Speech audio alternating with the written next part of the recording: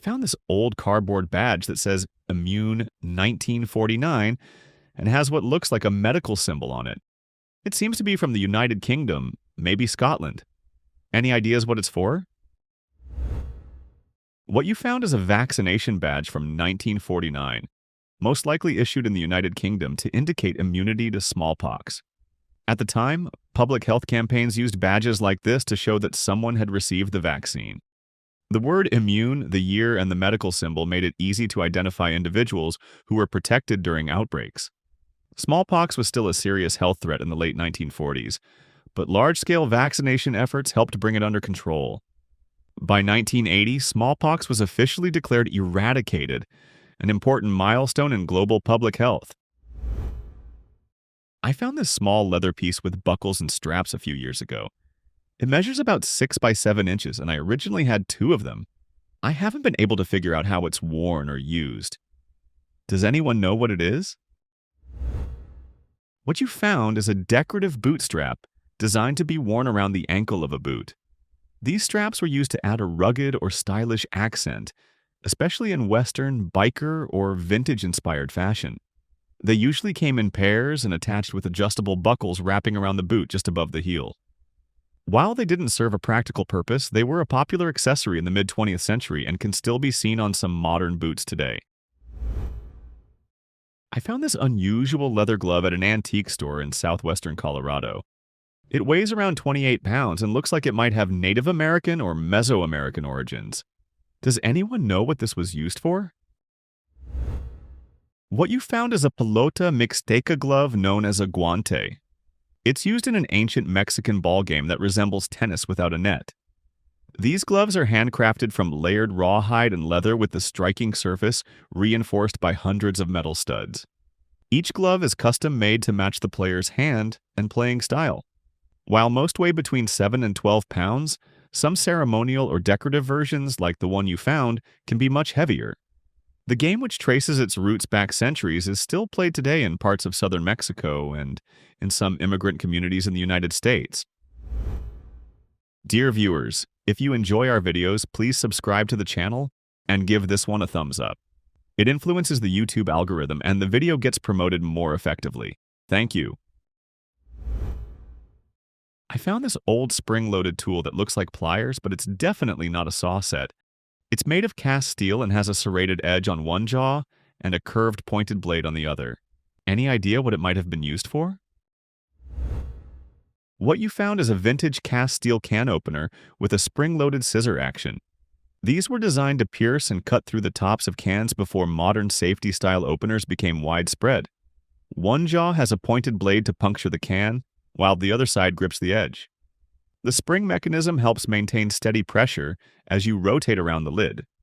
While they're not commonly used today, tools like this were once a regular part of kitchens, workshops, and even military field kits.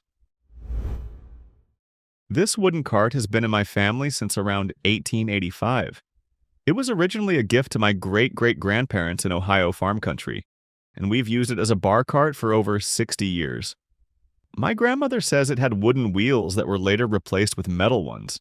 She's now wondering what it was originally used for. Any ideas? What you found is originally a Victorian-era washstand, or dry sink, commonly used in the late 19th century, before indoor plumbing became widespread. The bowl would sit on top with a pitcher for water nearby.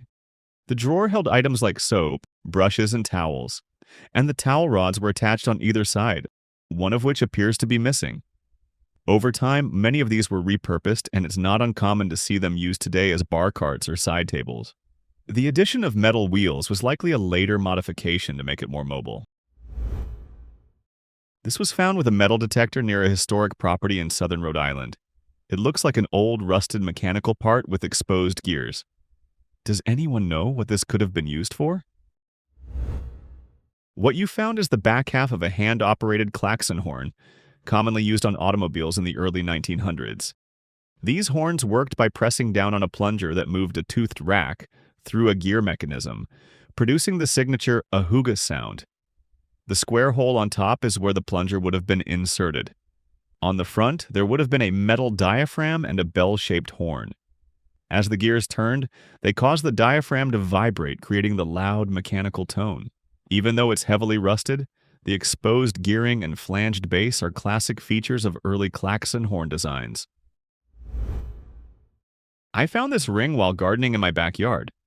After cleaning it, I noticed it looks quite unusual, definitely not a typical modern ring.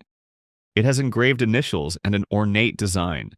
Does anyone know what kind of ring this might be? What you found appears to be a mourning ring, a type of jewelry traditionally worn in memory of someone who has passed away. These rings were particularly popular from the 17th through the 19th centuries and typically feature the initials of the deceased, sometimes along with dates or symbolic decoration. The engraved letters, black enamel background, and ornate gold frame are all characteristic features of mourning rings. Some even included a lock of the person's hair or were designated as gifts in wills to family members or close friends. Based on its design, yours was likely made in the 18th or early 19th century, possibly commissioned by the family of the individual it commemorates. I found this small, handled container with a lid in the antiques section of a thrift store. The inscription reads, Air-conditioned cup Dillenberger and partner first Netto Coil 5. It looks like a small pan, but I'm not sure what it was used for. What you found is a silent butler, also known as a crumb or ash butler. These small handled containers were traditionally used to collect table crumbs, fireplace ashes, or cigarette ash. The lid keeps the contents contained and helps reduce odors or mess. Silent butlers were most popular in the mid-20th century and were commonly made from silver plate or decorative metals. Some were given as gifts or used as corporate promotional items, which could explain the engraved inscription on yours. Today, they're considered collectible pieces and are sometimes repurposed as decorative containers. I found this cast metal tool with sharp rolling cylinders among some old kitchen items. There are no markings on it, and the rollers look like they're meant to slice or shred. Could it be for making thin pasta, or is it something else? What you found is a hand-cranked tobacco shredder. These devices were used to cut cured tobacco leaves into fine strands for rolling cigarettes or packing pipes. As you turn the crank, the sharp rollers slice the leaves into uniform, narrow strips. Although it might look like a pasta cutter at first glance, the blade spacing and sharpness are specifically designed for shredding dry tobacco. These tools were especially common before pre-packaged tobacco became widely available. Today, vintage tobacco cutters like this are considered collectible items and are occasionally still used by pipe smokers and hobbyists. I spotted this small, round, reflective device mounted to the side of a government building. It doesn't have any labels or wires, and it looks like it flashes when light hits it. Kind of like a camera flash, but it doesn't seem to be electronic.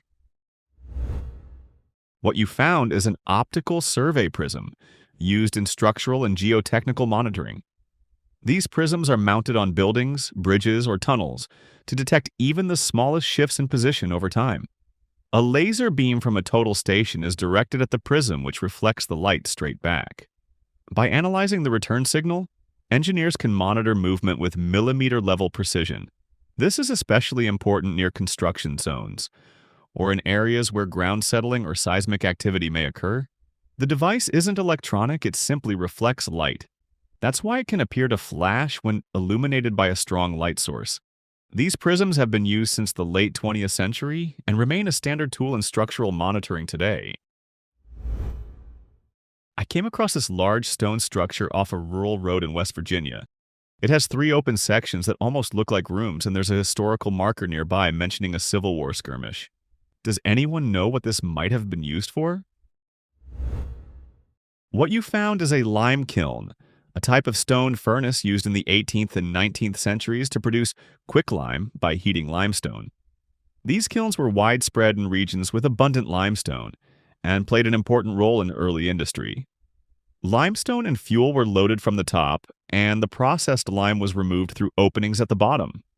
The rooms you mentioned are actually fireboxes and access chambers. Lime was essential for making mortar, improving soil for farming, and many other purposes. Considering the nearby Civil War marker, this kiln may have been active during that time, supporting local construction or agricultural work. I found this aluminum device in the back of a church storage room. It looks like it has a place for a battery, a bulb, or light on top, and a knob that clicks when turned. What you found is an electric candle lighting device used in churches as a safer alternative to traditional votive candles. Beginning in the mid-20th century, some churches replaced open flame candles with electric ones, especially in places where fire safety was a concern. Traditionally, people would light a candle after making a small donation as a symbolic act of prayer. With the electric version, the user would either turn a knob or insert a coin to activate the light. The bulb on top represents the candle flame, and the please sign likely encouraged parishioners to take part in the ritual. While less common today, these devices were a familiar sight in many churches during the 1970s and 1980s. I found this small, lightweight cylindrical object in an attic, along with a dozen more just like it in an old box. It kind of looks like a fuse, but I haven't been able to find anything similar online. Does anyone know what it is? What you found is a 15mm SP15 signal cartridge designed to produce a bright visual flash when fired into the air. These cartridges were used in handheld signal pistols, typically for emergency signaling or military training. Despite their small size, they contain a chemical charge that produces a bright light visible over long distances. Since they're classified as pyrotechnic devices, they should be handled with care, even if they appear old or unused. I found this 4.75-inch steel spike in a gravel parking lot. The bottom 2.5 inches are tapered with small angled grooves, and the top has gear-like teeth and a flat head. Any idea what this could be? What you found is a cotton picker spindle, specifically from a mechanical cotton harvesting machine. These spindles are used to extract cotton fibers from the plant by rotating and gripping them as the machine moves through the field. The tapered end with angled serrations helps guide the cotton onto the spindle, while the gear-like head allows it to spin quickly inside the picker drum. These parts are made from hardened steel and are built to perform at high speeds under harsh field conditions. Even when they're worn or rusty, they're easily recognizable to anyone familiar with agricultural equipment. I noticed this strange 3-inch deep hole in a wooden table at a bar in Rhinebeck, New York. It's covered with a metal bar, and there's one at each corner of the table. Every table has the same design. Could this be decorative, or does it have a specific origin? What you're looking at is actually a repurposed Liberty ship hatch cover, turned into a table. These thick wooden panels were originally used on World War II cargo ships to cover and seal the cargo holds. The circular recesses you see were part of the locking mechanism, and the metal bars acted as handles to lift the hatch sections. In the 1970s, it became popular to convert these into nautical-style coffee tables. The deep grooves and inlaid rope lines were part of the original hatch construction. So, while it might seem like a quirky bar detail, it's actually a piece of maritime history. I found this wired plastic dome, about 3 feet across with dozens of numbered circuit boards and a central hole at the top. It looks like something you'd mount a camera inside. Could this be some kind of imaging or lighting device? What you found is a PTM capture dome, short for polynomial texture mapping, or reflectance transformation imaging. This device is used to photograph objects under controlled lighting from multiple directions to capture fine surface details. A camera is mounted at the top of the dome while the object is positioned below. Each numbered circuit board controls a light source that flashes individually. The result is a series of images showing how light reflects off the object's surface from different angles. These images are then processed into an interactive file, allowing the viewer to simulate moving light across the surface, revealing textures, inscriptions, or wear patterns that are difficult to see under normal lighting. I found this small parachute device while hiking off-trail in the French Alps, near some old military debris. It has a metal payload with a translucent plastic disc and a label that says ARZEFA. What you found is a military parachute flare, likely used for illumination or signaling. The parachute slows its descent, allowing the flare to stay airborne longer and light up a wider area. Devices like this are typically dropped from aircraft or launched from the ground during night operations. The translucent plastic disc is part of the flare housing and helps diffuse the light when it ignites. These flares are used for reconnaissance, marking targets, signaling positions, or disorienting enemy forces during nighttime maneuvers. I found this black metal device labeled Made in USSR inside a box of old camera gear. It has a rotating barrel with different openings and a matching case. Most of the other equipment was from the 1990s or later, but this looks older. Does anyone know what it is? What you found is a Soviet-made turret viewfinder, likely produced by KMZ for rangefinder cameras like the Zorky or Fed series. It mounts onto the accessory shoe of the camera and lets the user frame shots when using lenses with different focal lengths. The rotating barrel has built-in optics marked with focal lengths. You turn the dial to match your lens, then look through the viewfinder to compose the image. Focusing is still done through the camera's rangefinder. These viewfinders were especially helpful when using lenses other than the standard 50mm, since many rangefinder cameras didn't include frame lines for alternate lenses. I found this curved dagger in the basement after the previous homeowners moved out. It has a decorated scabbard and a handle with a wide pommel. Does anyone know what kind of weapon this is? What you found is a kumya, a traditional Moroccan dagger. It's recognized for its distinct curved blade and ornate scabbard, and is most closely associated with Moroccan Arab and Berber culture. The blade is usually double-edged and slightly curved, with one edge running along the inner curve and the other beginning about halfway down the outer side. The wide, fan-shaped pommel is a defining feature, frequently said to resemble a peacock's tail.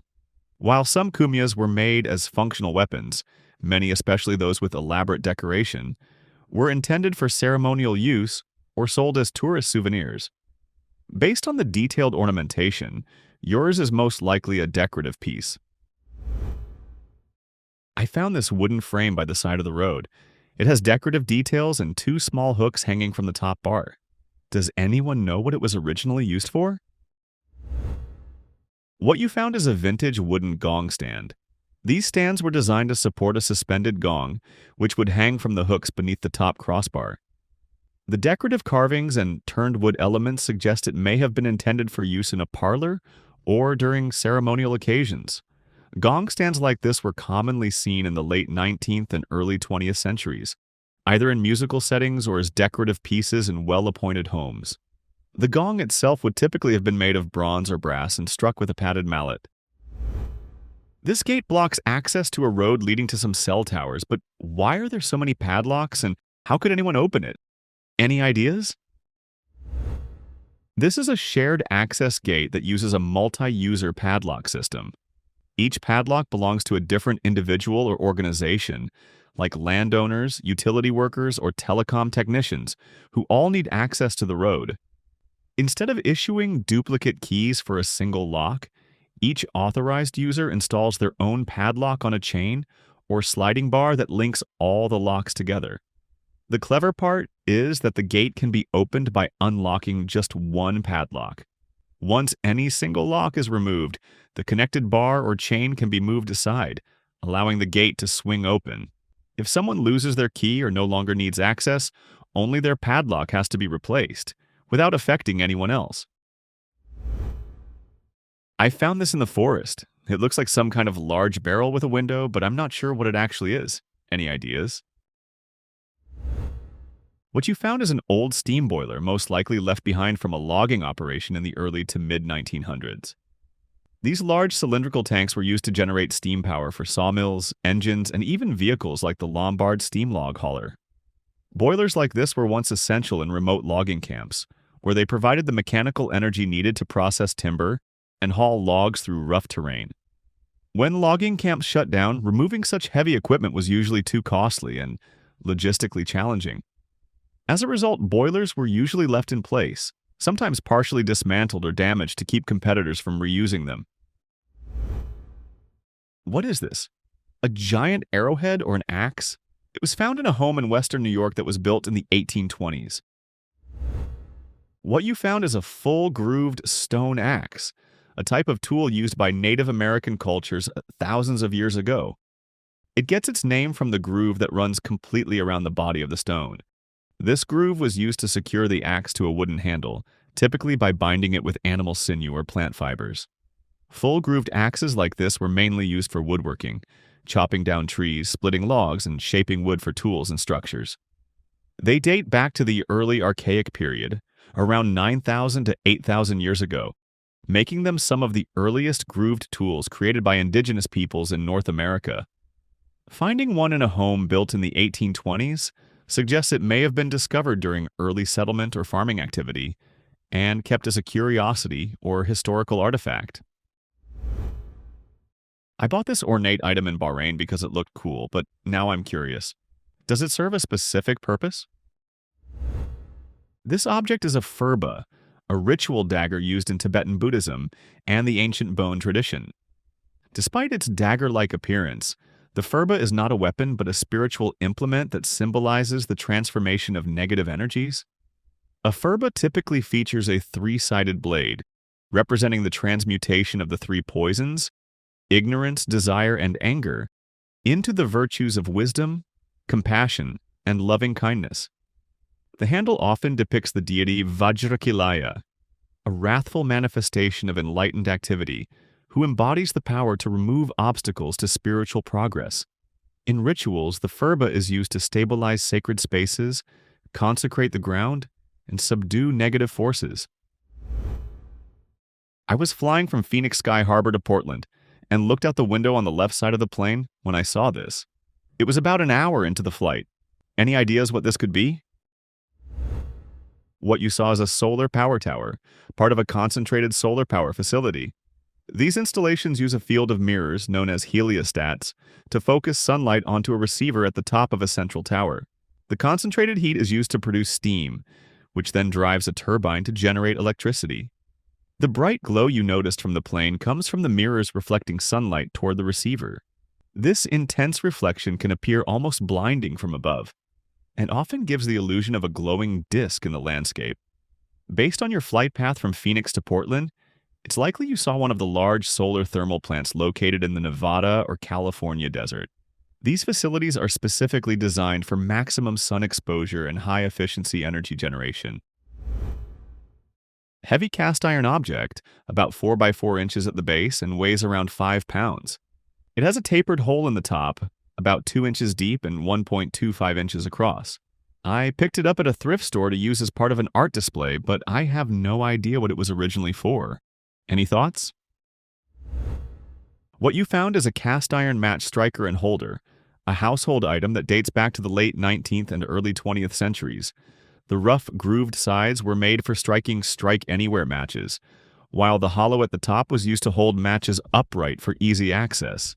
The weight of the piece, around 5 pounds, keeps it steady during use, allowing you to strike a match with one hand without tipping it over. These were commonly placed on fireplace mantles or kitchen counters at a time when open-flame lighting was a daily necessity. While they've mostly disappeared from everyday life, match strikers like this one are still collected today for their design, practicality, and vintage appeal. I saw this beer can fastened to a streetlight with zip ties. There's a tiny hole on one side, and inside there's some kind of paper and something that sparkles. Any idea what this is for? What you found is a solargraph pinhole camera, a simple type of long exposure camera commonly made from everyday objects like a beer can. A tiny hole is made in the side to act as a lens, and a piece of photographic paper is placed inside to capture the image over an extended period, sometimes weeks or even months. These cameras are typically aimed at the sun to record its path across the sky. The sparkling material you noticed inside is likely residue or part of the photographic setup. Once exposed, the image on the paper becomes a ghostly, streaked record of the sun's movement. Artists and photographers sometimes install these cameras in public spaces as part of long-term solar photography projects. If left undisturbed, they can produce striking and beautiful results. What are these weird black dotted trays I found at a thrift store? They're arranged in a 6 by 10 grid and seem to have medical tape on the back. What you found are called ear seeds, used in a practice known as auriculotherapy, an ancient healing method that comes from traditional Chinese medicine. These tiny metal beads are placed on specific pressure points on the ear, each one corresponding to a different part of the body. They're held in place with small adhesive patches that resemble medical tape. Ear seeds have been used for centuries as a gentle, non-invasive form of therapy. The idea is that by lightly pressing on these points, you can help stimulate the body's natural healing processes. Today, they're used for a wide range of wellness purposes, from reducing stress and anxiety to easing chronic pain or improving sleep. My family has had this in the garage for years, and it can be used for woodworking. Is it a type of walnut or something else? What you have is a Banksia seed pod, the dried fruit of a tree from the Banksia genus, native to southwestern Australia. Of all the Banksia species, the pods most commonly used in woodworking come from the bull Banksia. Banksia grandis because they're large, dense, and solid enough to be turned on a lathe. They're often compared to pine cones, though Banksia trees aren't related to pines and aren't conifers. The pods typically measure between 4 and 12 inches long and have a tough outer surface with distinctive seed holes. Just beneath the surface is a reddish-brown, fuzzy layer, and deeper inside is a dense, wood-like core. Woodturners frequently use these pods to create unique pieces. Some fill the seed holes with resin or inlay, while others leave them open to showcase the pod's natural texture. I found this wire loop in my dad's garage. It has wooden beads and numbers on it. Is this just a bracelet, or is it used for something else? What you found is a set of scoring beads used for snooker, a cue sport similar to pool. Although it might look like a bracelet at first glance, this item is actually a traditional way to keep track of points during the game. The wire is meant to be stretched out and mounted, usually above or near the table, so the beads can slide freely along its length. Each bead represents 1 point. As the game progresses, players slide the beads to keep score, using the numbered tags 10, 20, 30, and so on as reference markers. The alternating colors help players count more easily and reduce the chance of error. This type of scoring system has been used for generations and can still be found in some snooker halls and home game rooms today. This object fell from the sky and left a hole 15 feet deep. It's about 3 feet long and weighs 30 kilograms. Does anyone know what it might be and where it could have come from? What you found is a large steel fragment, most likely part of a broken ratchet gear from a ship's anchor winch. These gears are components of the heavy machinery used to raise and lower anchors on large vessels. Because of the extreme weight and mechanical force involved, a catastrophic failure can cause parts to break loose and be launched with incredible speed.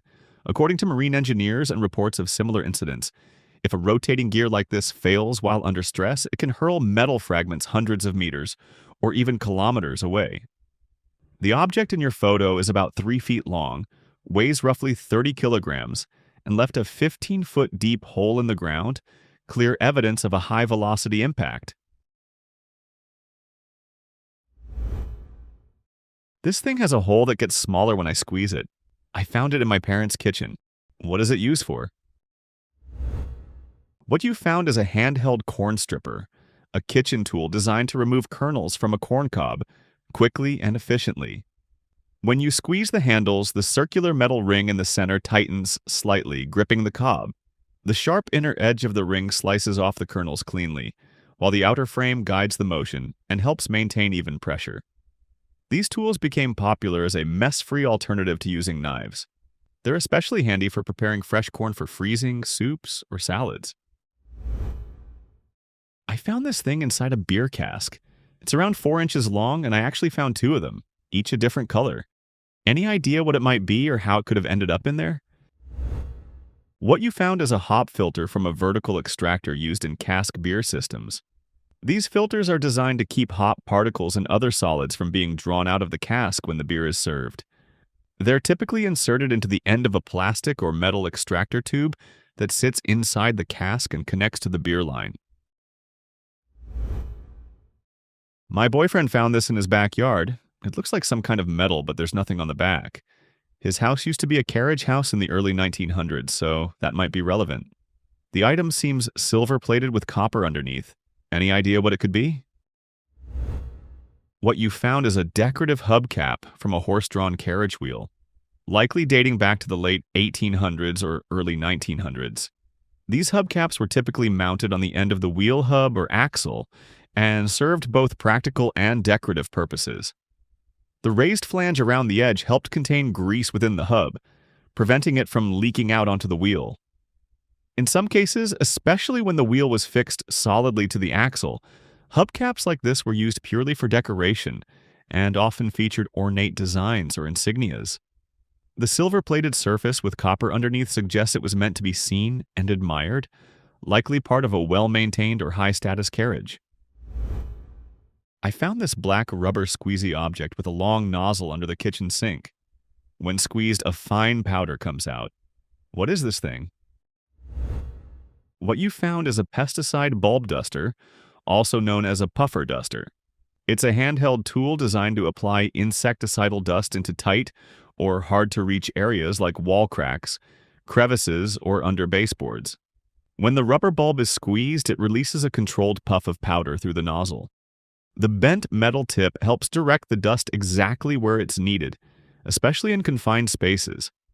These are commonly used to target pests like carpenter ants, cockroaches, or carpenter bees, insects that tend to hide deep inside walls or bore into wood.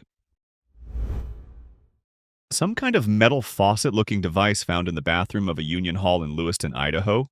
What is this? What you found is an old wall-mounted ashtray, commonly installed in public restrooms and smoking areas during the mid-20th century. The metal bowl with the central slot was used to extinguish and dispose of cigarettes. After dropping a cigarette into the slot, users could push a nearby button, like the red knob on the wall, to release the contents into a concealed container below, keeping the top surface clean and odor-free.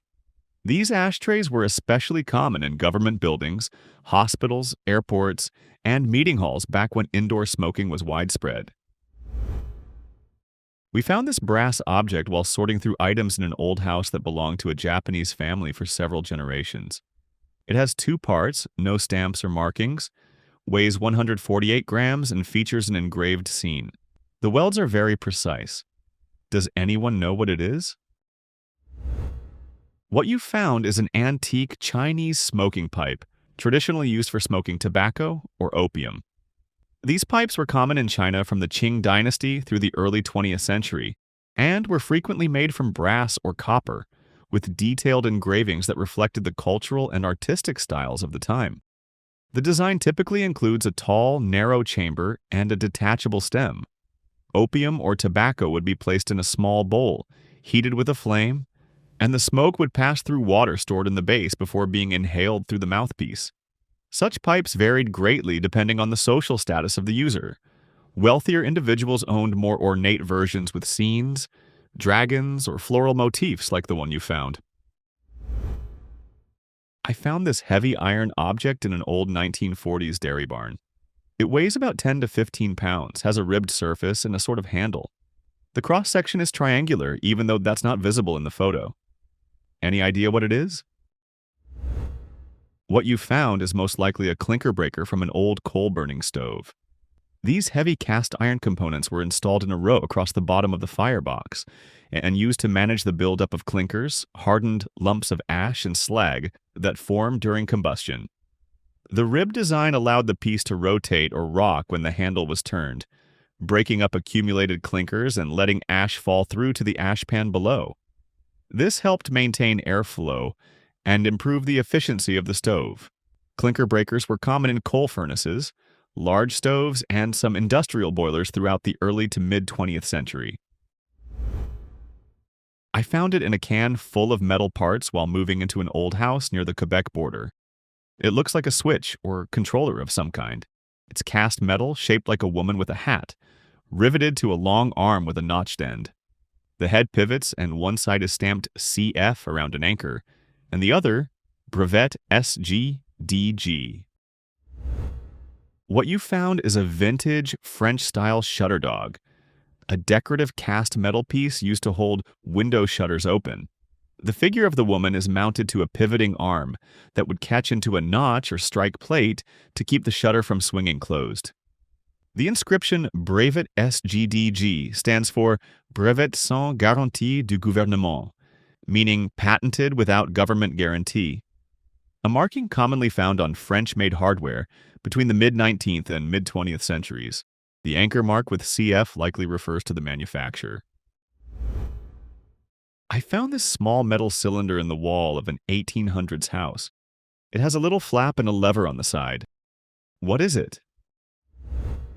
What you found is the mouthpiece of a speaking tube, also known as a voice pipe, an early form of mechanical intercom used in homes, offices, and ships during the 19th and early 20th centuries. The device worked by transmitting sound through a pipe using only air pressure and no electricity. The small flap could be opened to speak into the cone-shaped mouthpiece, and the lever or whistle on the side was frequently used to alert someone at the other end. Speaking tubes were common in affluent homes of the 1800s, allowing residents to communicate between floors or with servants without the need for bells or physical movement. Although eventually replaced by the telephone, speaking tubes remained in use in certain settings for many years, including ships, trains, and even luxury automobiles. In my closet, I found these thin ivory plates labeled with the days of the week, but I don't understand what they are or what they're used for. Any ideas? What you found is a Victorian-era aide-memoire, a personal note-taking device used during the 19th century. These small hinged plates, commonly made from ivory or bone, were carried by women and sometimes by men to jot down appointments or reminders with a pencil. The writing could later be wiped clean and reused. This particular style, with one plate for each weekday, was common among upper-class women and was usually worn on a chatelaine, a decorative chain worn at the waist that held useful household tools and accessories. The absence of a Sunday plate wasn't unusual, as Sunday was traditionally reserved for rest or religious observance, and no appointments were scheduled. I found this while going through my parents' estate. It's old, rusty, and definitely looks like some kind of antique. I've never seen anything like it before. Any idea what it might be? What you found is a Varney folding candlestick, a patented antique candlestick holder designed to fold flat for easy transport or storage. It dates back to the early 20th century and was granted a United States patent in 1911 to Nathan Varney. When unfolded, one side serves as the base and the central arm holds the candle. These were typically made of iron and used by travelers, soldiers, or outdoorsmen who needed portable light.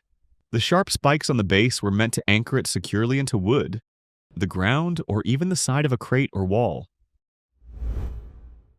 I found this blue disc in a bag of sour cream crisps. It says Ferris 25mm BST Cert number 213026B. Does anyone know what this is? What you found is a metal detector test chip designed to simulate a contaminant in food production. It contains ferrous metal and is passed through metal detectors during routine quality control checks. If the system fails to detect it, the production line must be stopped immediately. Each chip is individually numbered and carefully tracked. After testing, all chips must be accounted for. Finding one inside a sealed bag indicates that a critical safety check was either missed or failed, something that constitutes a serious breach of food safety protocols. I came across this strange, bumpy growth on a tree while hiking in Sweden. It was about 20 centimeters wide, felt hard to the touch, and started dripping liquid when I tapped it. Does anyone know what it is? What you found is a type of polypore fungus, and the droplets on its surface are caused by a natural process known as guttation. This typically occurs in young or actively growing fungi when internal fluids are pushed out through surface pores, forming visible beads of moisture. The species in your photo is most likely Fomitopsis panicola, commonly known as the red-belted conch. It's a widespread wood decay fungus found across the northern hemisphere, especially on coniferous trees. In its early stages, it can appear swollen and moist, like in your image, but over time it hardens into a more typical shelf-like form. I found these small glass squares alongside a large set of engineering diagrams for a missile guidance system. They're about 5/16 of an inch wide, very thin, and marked with handwritten numbers. The color shifts depending on how you hold them. Any idea what these are? What you found are photo masks used in the early manufacturing of integrated circuits. These glass squares contain patterned layers that were part of the photolithography process used to build microchips in the 1960s and 1970s. The patterns were originally created by hand at a much larger scale using rubylith, a red masking film applied to clear acetate and then photographically reduced and transferred onto these small glass masks. Light would pass through the transparent sections to etch the microscopic patterns onto silicon wafers, layer by layer. Each mask represents a different layer in the chip's architecture and was essential for producing precise functional circuitry. The serial numbers suggest they were archived for reference or possibly used in limited production runs, maybe even for military or aerospace applications considering where they were found. It's a clear glass imperial quart bottle filled with liquid and some kind of wooden structure inside. My mother says her father found it in a house he bought in Victoria, Australia in 1951. He kept it in his study for decades, but nobody in our family knows what it is. What is this thing? What you found is known as a god in a bottle or crucifixion bottle, a devotional piece of folk art that symbolically represents the crucifixion of Jesus. These bottles typically contain a wooden cross along with usually elements of the Passion, such as a ladder, a spear, or nails. This tradition was especially common in 19th century Irish Catholic communities and later spread to other parts of the world, including Australia, through the Irish diaspora. Some bottles were filled with water or oil, while others remained dry or were filled with particles similar to those found in a snow globe. These objects were sometimes used as protective talismans, much like witch bottles, or simply kept as religious keepsakes.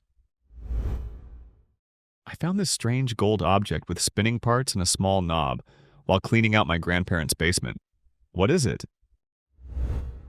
What you found is a brass toothpaste tube squeezer, a decorative mechanical tool used to squeeze out every last bit from a tube of toothpaste, ointment, or lotion. The flattened end of the tube slides into the rollers, and turning the knob gradually winds it up, pushing the contents toward the opening. I found these decorative glass vials in a box that belonged to a deceased elderly woman. What are they?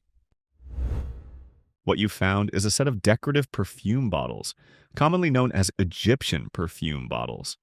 These elegant glass containers were traditionally used to hold and apply perfume before spray atomizers became popular. Each bottle is typically handcrafted and commonly decorated with gilded accents, colored glass, and intricate detailing. The pointed stoppers serve both as lids and applicators. The tip of the stopper would be dipped into the perfume and then used to dab it onto the skin. These bottles are still produced today, especially in Egypt, and are popular as souvenirs, collectibles, or vanity decor. While visiting my grandmother, I found this wooden club-shaped object in the attic. It has evenly spaced holes, a central hole, and a flared end. Any idea what it is or what it was used for? What you found is a vintage wooden beehive yarn bobbin, a type of industrial thread spool used in textile mills during the early to mid-20th century. These bobbins were commonly produced by companies like the Cranston Print Works, and later the Butterwick Company. The name beehive comes from the flared end with carved grooves, which resemble the shape of a traditional skep-style beehive. The grooves helped secure the yarn in place during spinning or winding. The evenly spaced holes in central bore allowed the bobbin to be mounted on machines for smooth rotation. Originally patented in 1912, this style was praised for its self-locking design that prevented yarn from slipping or tangling. I found this axe head-shaped piece with "True Temper" stamped on it. One side is sharpened, and the back has 3 holes. It weighs about 1 pound and is roughly the size of a normal axe head. What is it for? What you found is a variant of a brush axe head, likely produced by True Temper. Brush axes were designed for clearing dense undergrowth, saplings, and small branches, especially in forestry, trail maintenance, and agricultural work. This particular style is similar to Swedish brush axes and was designed to be mounted to a long handle or shaft, using the 3 holes at the back. The looped section helped reinforce the connection and stabilize the head during repeated heavy swings. Unlike a typical axe, the broad, slightly curved blade of a brush axe is better suited for slicing through vegetation than for splitting wood. True Temper was a well-known manufacturer of forestry and agricultural tools throughout the 20th century, and this head reflects that utility-focused design.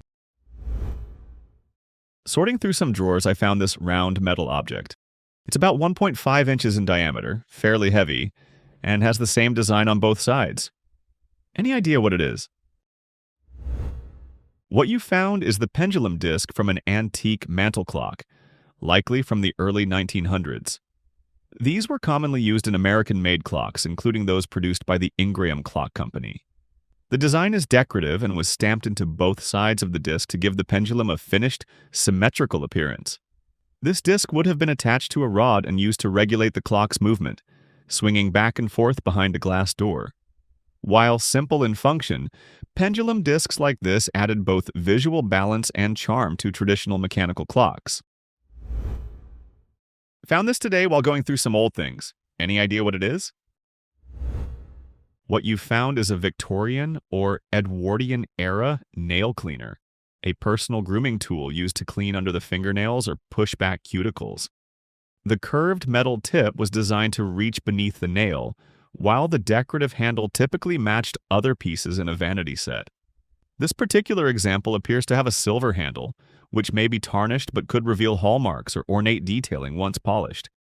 Tools like this were part of everyday grooming in the late 19th and early 20th centuries, especially among those who owned elaborate personal care sets. Bought this at an auction. It's a long glass tube in a fitted wooden case with a two-way scale from 0 to 18. Any idea what it is? What you've bought is an antique U-tube glass manometer, a precision instrument used to measure pressure differences. It works on the principle of hydrostatic balance. When a pressure difference is applied across the two ends of the U-shaped tube, the liquid inside shifts, and the difference in height between the columns indicates the pressure difference. The dual scale allows measurements in both directions, and the markings are typically in inches or centimeters of fluid. These instruments were commonly used in laboratories, early industrial environments, and HVAC systems to calibrate equipment or monitor airflow and gas pressure. The fitted wooden case suggests it was a professional-grade tool, likely used in scientific or technical work in the early to mid-20th century. I found this small metal cylinder embedded in the ground along a walking and bike trail in Illinois.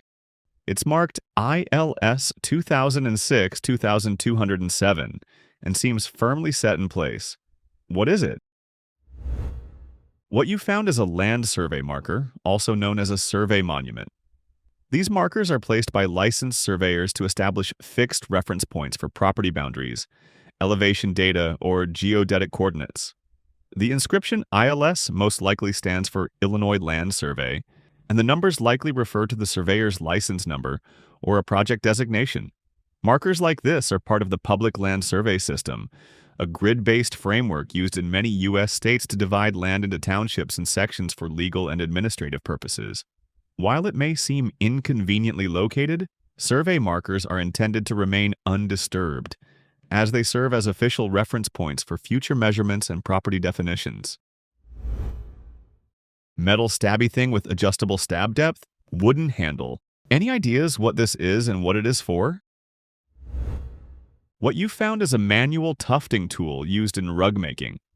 This handheld device is designed to punch yarn through fabric or canvas to create loops or piles, forming the surface texture of a rug or carpet. The pointed metal tip pierces the backing fabric, while the adjustable mechanism controls the depth of the stitch. Yarn is typically threaded through the tool, and with each motion, a loop is embedded into the textile, which can later be trimmed to create different pile heights or left intact for a looped texture. Though modern tufting guns are powered and faster, manual tools like this are still used for detailed work, or traditional methods in hand-tufted rug production. I found this bronze-looking statue near a beach on the East Coast over 12 years ago. It weighs about 1.5 pounds. Any idea what it is? What you found appears to be a decorative figurine modeled after the famous dancing faun statue from the House of the Faun in Pompeii. The original Roman bronze, discovered in 1830, depicts a faun, or more precisely, a satyr, in a lively dancing pose. and it became one of the most iconic works of art uncovered at Pompeii. Fauns, or satyrs in Greek mythology, are woodland creatures typically shown as half human, half goat, and associated with music, wine, and revelry. They were followers of Dionysus, the god of wine and ecstasy. This pose, with raised limbs and animated movement, is typical of Roman copies of Hellenistic art. The figurine you found is most likely a 20th century souvenir or reproduction, possibly cast in bronze or bronze-coated material and sold in museum shops or as a decorative piece. I found this small bronze object. It's quite heavy and appears to have a carved stamp on the bottom. Any idea what it is? What you found is a traditional Chinese seal, also known as a chop. These seals have been used across East Asian cultures as a form of signature or personal identification.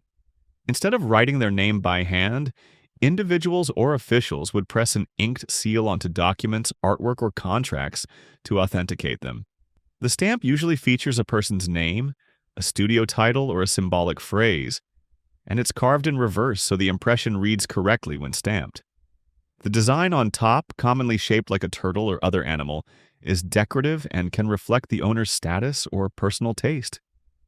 Seals like this are typically made from stone, bronze, or other durable materials, and have been used in China for over 2,000 years. Yours appears to be cast in bronze, and may have once belonged to a scholar, calligrapher, or collector. Can someone help identify this coin? Both images show the front and back of the same piece. It's small, silver, and heavily worn. Any idea where it's from or how old it might be? What you've found appears to be an early medieval silver jatail, a type of coin first issued by the Kabul Shahis around the 8th century CE. The jatal was widely used across regions that are now Afghanistan, Pakistan, and northern India, and it remained in circulation under various dynasties for several centuries. The design on your coin likely follows the bull and horseman pattern, one of the most iconic motifs in early Indian numismatics. One side typically depicts a humped bull, symbolizing strength and fertility, while the other shows a mounted warrior or ruler. Coins like this were valued for their reliable silver content and played a key role in expanding trade and the use of money across the Indian subcontinent. While your coin is worn, the form and imagery are consistent with jatals minted between the 10th and 13th centuries, possibly during the Ghaznavid or Delhi Sultanate periods. Stamped metal disc weighs about 200 grams. Found it in a box of random metal bits. Any idea what it is? What you found is a stamped lead ingot, likely made by United American Metals for Remington Rand, a company based in Buffalo, New York. The inscription appears to read, "From Rem Rand Buffalo," and the central image shows a Native American profile, a design commonly used in mid-20th century American industrial branding. This object may have been cast for use in manufacturing, possibly as a counterweight or as raw material for products like typewriters or business machines. Alternatively, it may have served as a promotional paperweight, produced in bulk for clients or employees. While modest in appearance, items like this reflect the industrial heritage of companies like Remington Rand and were often made with a practical or commemorative purpose in mind. What is this thing? Found it at a local Goodwill. It's ceramic with a leather-wrapped handle about a foot long. The main body is roughly 6 inches across and 2 inches thick. What you found is a manual coffee bean roaster made by Nuvo, a Korean brand known for ceramic roasting tools. This type of roaster is intended for home use and is designed to roast small batches of green coffee beans over a gas flame or open heat source. The beans are poured into the central opening, and the curved ceramic chamber helps distribute heat evenly as the user shakes or rotates the roaster over the flame. The leather-wrapped handle protects your hand from the heat while providing a secure grip. Roasting typically takes between 15 and 25 minutes, depending on the desired roast level. I found this in an old house, and I'm not exactly sure what it is. It glows under a black light, so I'm thinking it might be uranium or Vaseline glass. Looks like it could be from the 1930s or even earlier. There wasn't anything else with it, so I'm curious. What you found is the housing for an electric cigarette lighter, most likely produced by Vidrio Products of Cicero, Illinois. These lighters were made in the early to mid 20th century and came in various shapes, including round, square, and even microphone-style designs. This particular example is made from uranium glass, also known as Vaseline glass, which contains small amounts of uranium and glows under ultraviolet light. Originally, the lighter would have contained an electric heating element and a steel ball bearing. When the piece was turned upside down, the ball completed the circuit, activating the heating element to light a cigarette. Although the internal components are missing, the glass housing itself is considered collectible, especially among enthusiasts of uranium glass or vintage electric novelty items. Very light plastic thing with some kind of clip or hinge on the bottom. Any idea what this is? What you found is a beach towel holder, sometimes called a towel clip or sand spike. The brand name Pinplay is typically molded into the top. The towel is secured in the open C-shaped clip at the base, and the pointed end is pushed into the sand to keep the towel from blowing away. These are lightweight and portable, designed for use at the beach or in windy outdoor areas. They help anchor towels or blankets without the need for heavy bags or rocks, and are commonly included in beach gear sets. I found this unusual clamp that only has China stamped on it. It doesn't open any wider than what's shown, and when closed, the holes align perfectly. What is this type of clamp used for? This clamp is most likely used in a lockout-tagout procedure, a safety protocol designed to ensure that hazardous machinery is completely shut down and cannot be restarted until maintenance or repair work is finished. The clamp helps isolate energy sources and prevent accidental startup. Once it's in place, a lock is inserted through the aligned holes, and a tag is attached to show who applied the lock and why. The key is kept by the person doing the maintenance, making sure only they can remove the lock and restore power to the equipment. I found these small objects in my cooked spaghetti. The sauce came from a can, and they only appeared after I cooked the meal. They're about the size of a pencil eraser tip. Any idea what they could be? What you found in your cooked spaghetti are most likely seeds from the Abrus precatorius plant, commonly known as jequirity beans or rosary peas. This climbing plant has slender vines and delicate feather-like leaves that often twine around trees and shrubs. The seeds are sometimes used in jewelry and musical instruments because of their bright, striking appearance, but they're also extremely toxic. Jequirity beans contain a toxin called abrin, which is highly poisonous. Just one thoroughly chewed seed can be fatal to both children and adults. The author later reached out and clarified that these seeds were mistakenly harvested as bird's eye peppers. Fortunately, he and his family were unharmed, and they're continuing to investigate how the contamination happened. I found this object lying in the grass at a suburban business park. It's lightweight, almost like paper or dried mud, and crumbles easily, though it surprisingly holds its shape when wet. It has square holes that run straight through to the other side, forming a grid-like structure. It's about 2 inches across, made from a single material, and can be broken apart with bare hands. Does anyone know what this might be? What you found is part of a catalytic converter. A catalytic converter is an emissions control device used in vehicles to reduce harmful gases produced by internal combustion engines. It works by catalyzing a chemical reaction that transforms toxic gases into less harmful substances before they're released into the atmosphere. These converters are commonly found in cars with gasoline or diesel engines and are essential for helping vehicles meet environmental emission standards. I found this metallic object in a garden in the southwest of England. It appears to close in on itself. Does anyone know what this might be? What you have is a Hindu ritual box. It's designed to hold sacred items such as sandalwood paste, camphor, turmeric, and other colorful powders used in religious ceremonies. These powders are typically sprinkled over idols of deities and play an important role in various Hindu rituals. This type of box is typically kept in a prayer room or near a home altar. It looks like the central piece, usually placed in the middle compartment, is missing from yours. I have a small metal object that was passed down to my grandmother from her own grandmother, who was born in the late 1800s. I'm not sure what it is or how old it might be. Could it have something to do with Prussian armor? The object you have is most likely a snuff box, a small container traditionally used to store ground tobacco. Its design appears to be inspired by military armor, resembling a breastplate and helmet. Based on its appearance, it likely reflects the armor style of a German officer from around 1900. You can compare it to illustrations of World War I parade uniforms. The object features a Pickelhaube, a spiked helmet, strongly suggesting German origin. Snuff was quite popular in Germany during that time, especially among military officers. The small hole on the left side was likely intended for a photograph of a loved one, as personal photography had become fairly common in Germany by the late 1800s. I found this metal object while beachcombing near Charleston, South Carolina. It's non-magnetic, rust-free, and feels heavy for its size. It has threading and is about 3 centimeters in diameter. Although it's hard to see, there appear to be indices with numbers on the top. Does anyone know what this could be? What you found is likely a waterproof pewter fuse that would have been screwed into an iron cannonball.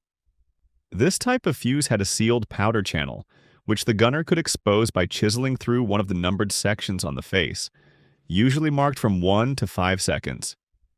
The selected number indicated how long the fuse would burn. When the cannon was fired, the flame from the propellant charge would travel around the cannonball and ignite the exposed powder train. After the chosen delay, the internal charge would detonate, causing the cannonball to explode. I found this wooden metal thread-related contraption in my engineer grandparents' house, alongside other beautiful and functional artifacts. It's about 60 centimeters long and at least 50 years old. Does anyone know what it might have been used for? What you found is an antique tensile strength testing machine, developed by the company James Heel in the late 19th century. This scientific instrument features an oak base with brass components and was used to test the strength of materials such as string, thread, cordage, textiles, or wire. Tensile strength machines were essential in a range of industries, especially textile manufacturing, where it was critical to ensure the durability and quality of materials. The machine measured how much tension a sample could withstand before breaking, providing valuable data for industrial use. I found this glass piece on a beach, and the ridged design makes me think it might be scientific or medical.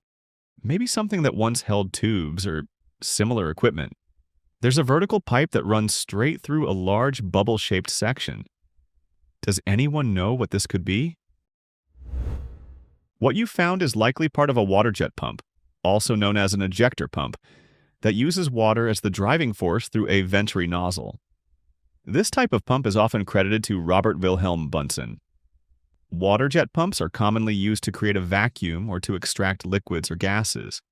In water systems, they're also used to mix gases like oxygen or air into the water.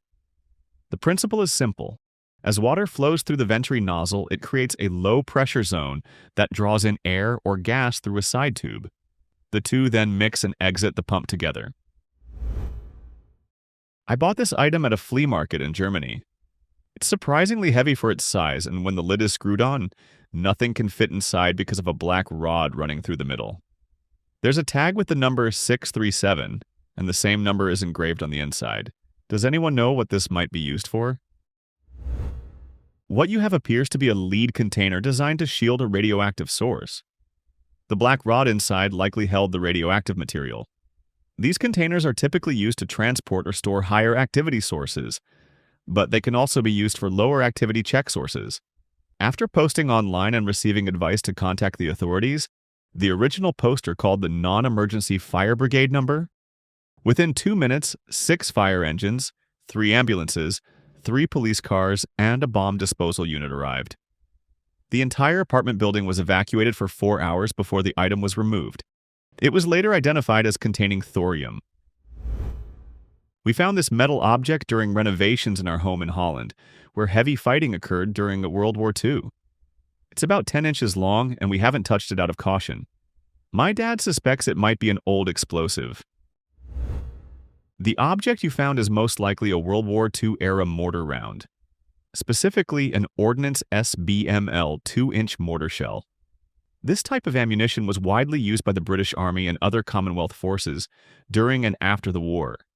These mortars could fire a variety of rounds, including high explosives, smoke shells filled with white phosphorus or titanium tetrachloride, illumination flares, and multi-star signal shells. Because of the object's origin and the possibility that it remains live, it's extremely important not to touch or move it. Munitions like this can become highly unstable after spending decades underground.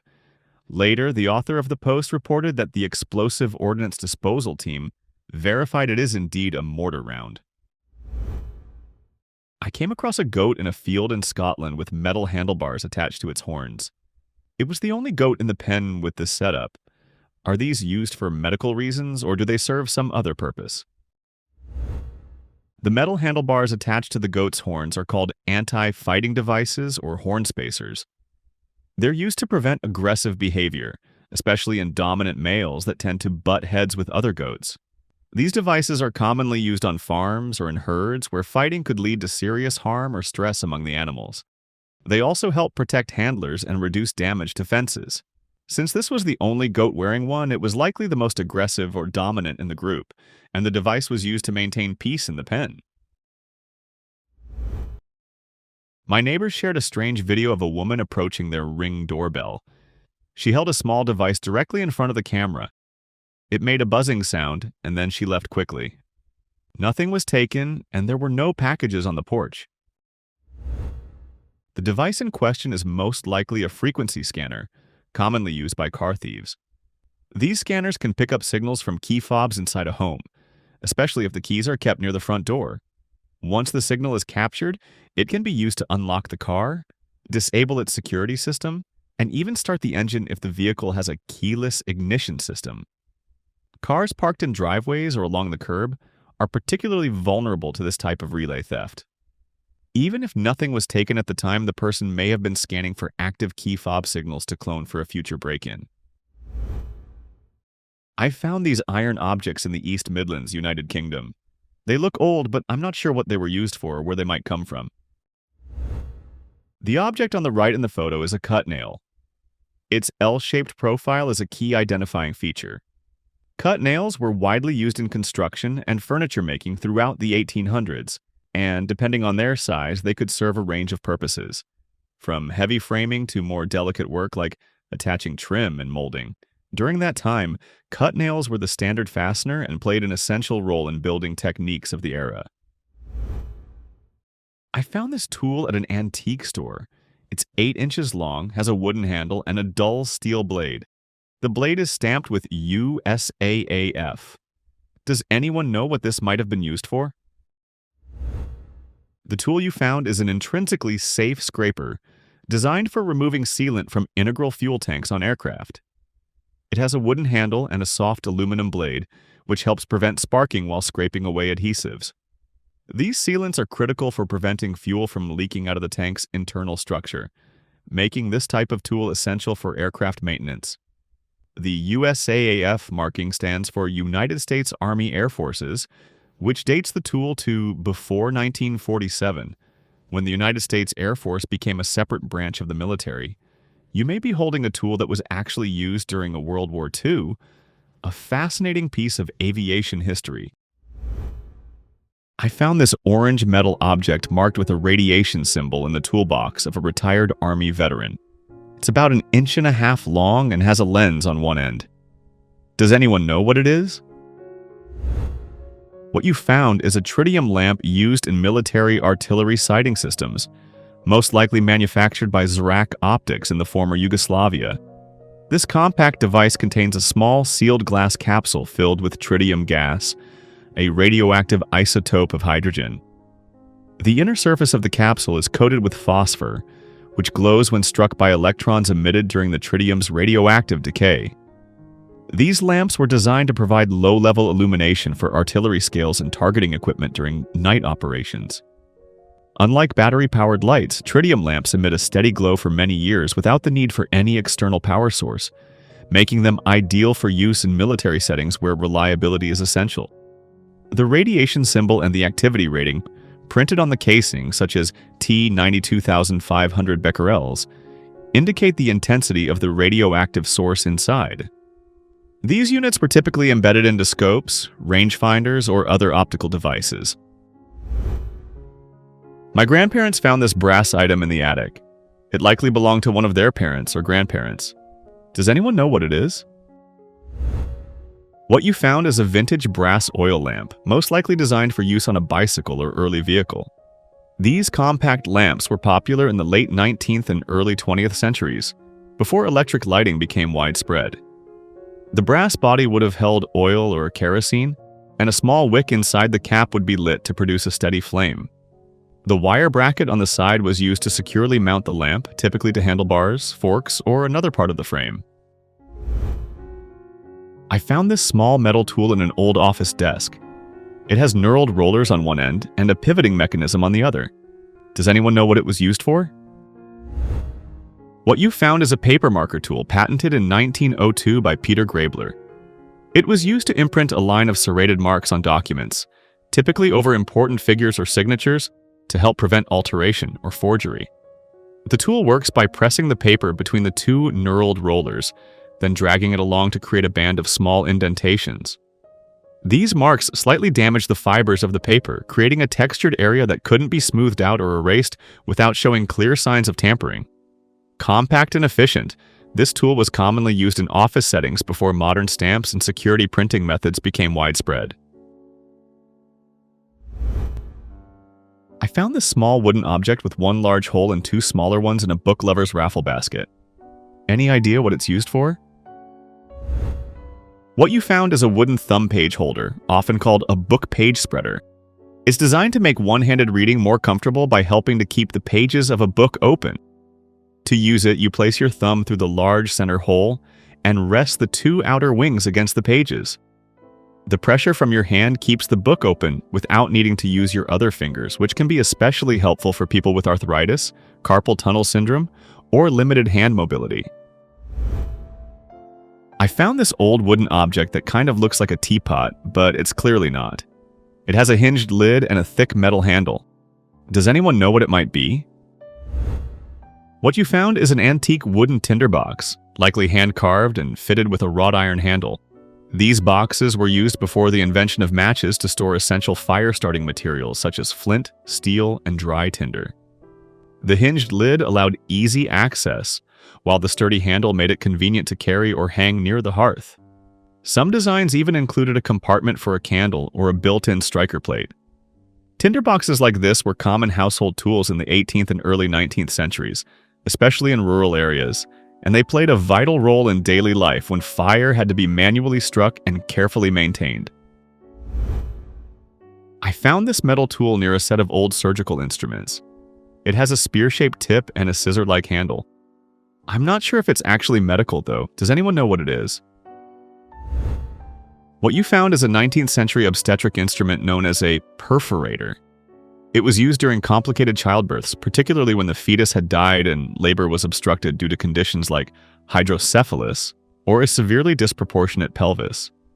The spear-shaped tip was designed to puncture the fetal skull, allowing the contents to be released so the skull could collapse and be extracted more easily. This procedure, known as craniotomy, was considered a last resort before the advent of safer cesarean techniques and modern surgical care.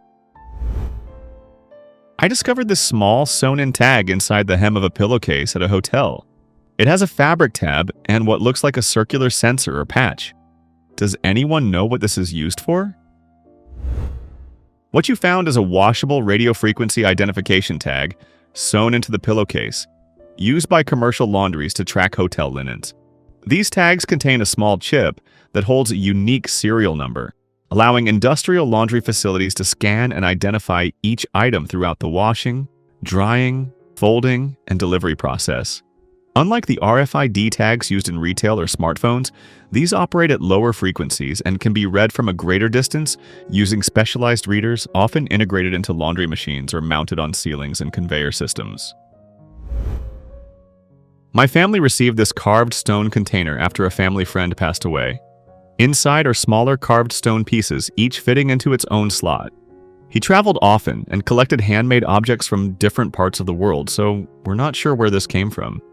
Does anyone know what this is? What you received is a traditional Chinese seal stamp set, commonly used for personal or artistic purposes. Each of the small carved stones is meant to be customized with a unique design, typically a name, pen name, or meaningful symbol, carved into the flat bottom surface. Once engraved, the stamp is pressed into red ink paste and used to make an imprint on paper. These sets are commonly used by artists, calligraphers, and scholars in East Asia to sign artwork, documents, or letters. The decorative carvings, along with the inscription on the lid, are part of the set's cultural and aesthetic value. The phrase on the lid is a reference to classical Chinese poetry about the pursuit of knowledge and artistic expression. Seal sets like this are often given as gifts or collected as meaningful souvenirs, and they represent a long tradition of craftsmanship and personal identity in Chinese culture. I found this strange wooden item with leather loops in a box of antique odds and ends I got at an auction. It's made from very lightweight wood and has a pointed tip. The leather loops are tight and not easy to move or remove. Does anyone know what it was used for? What you have is a 19th century corn husking peg, a handheld harvesting tool used to speed up the process of removing husks from ears of corn. These tools were common throughout rural America before the widespread adoption of mechanical corn pickers. The pointed wooden tip functioned like a small hook or blade, allowing the user to pierce through the tightly wrapped husk and then tear it open with a quick, controlled motion. The leather straps were designed to hold the peg securely to the hand, usually around the index and middle fingers, while leaving the palm free to grip the ear of corn. Corn husking pegs came in a variety of regional styles, some made from bone, antler, or even metal, but simple wooden ones with leather loops like yours were among the most practical and affordable. My relative found this old glass bottle with a ceramic fitting on top. It's labeled Pyrex made in USA. Any idea what this might have been used for? What you have is a vintage Pyrex glass toilet tank float, most likely produced in the 1930s. These floats were used inside toilet tanks to regulate the water level. As the tank filled, the float would rise, and once it reached a set height, it would trigger the shutoff valve to stop the water flow. By the 1950s, glass floats were gradually replaced with more affordable plastic versions, but Pyrex models have remained popular among collectors thanks to their distinctive shape, long-lasting construction, and connection to American industrial design. Depending on condition, these floats can be worth anywhere from $20 to $150 on the collector's market today. I found this semi-cylindrical hollowed-out wooden piece among my late mother's belongings. I tried using Google Lens, but I keep getting results for all kinds of wooden objects. Does anyone know what this might be and what it's used for? What you found is a wooden foot massager or support block commonly used in Korean practices like Dan yoga. Although sometimes referred to as a wooden pillow, this item is typically placed on the floor and used for standing exercises that stimulate the soles of the feet. By standing barefoot on the curved surface, users apply pressure to the arches of their feet, which helps improve circulation, relieve tension, and ease cramps or fatigue. The semi-cylindrical shape is designed to match the natural contour of the foot, making it effective for targeted pressure. This kind of tool is rooted in Eastern wellness practices where stimulating pressure points in the feet is believed to support energy flow and promote overall internal balance. I picked up a box of candy-making tools from Craigslist, and this thing was inside. It's about 4.5 inches wide and packed with sharp, twisted metal spikes. Most of the other items were clearly for sugar work, but I have no clue what this one does. Any ideas? What you have is a handmade spun sugar tool used for pastry and dessert decoration. This tool is designed to create delicate strands of sugar, frequently referred to as spun sugar or sugar threads, that can be draped over cakes, tarts, or plated desserts for an elegant, professional finish. The twisted metal spikes help catch and stretch hot sugar as it's flicked or waved rapidly over a rolling pin, dowel, or parchment paper. I found this strange item behind a heater. It's a plastic base with a metal cylinder partially covered in what looks like melted yellow plastic. One end says light other end, and the opposite side seems to have been burned before.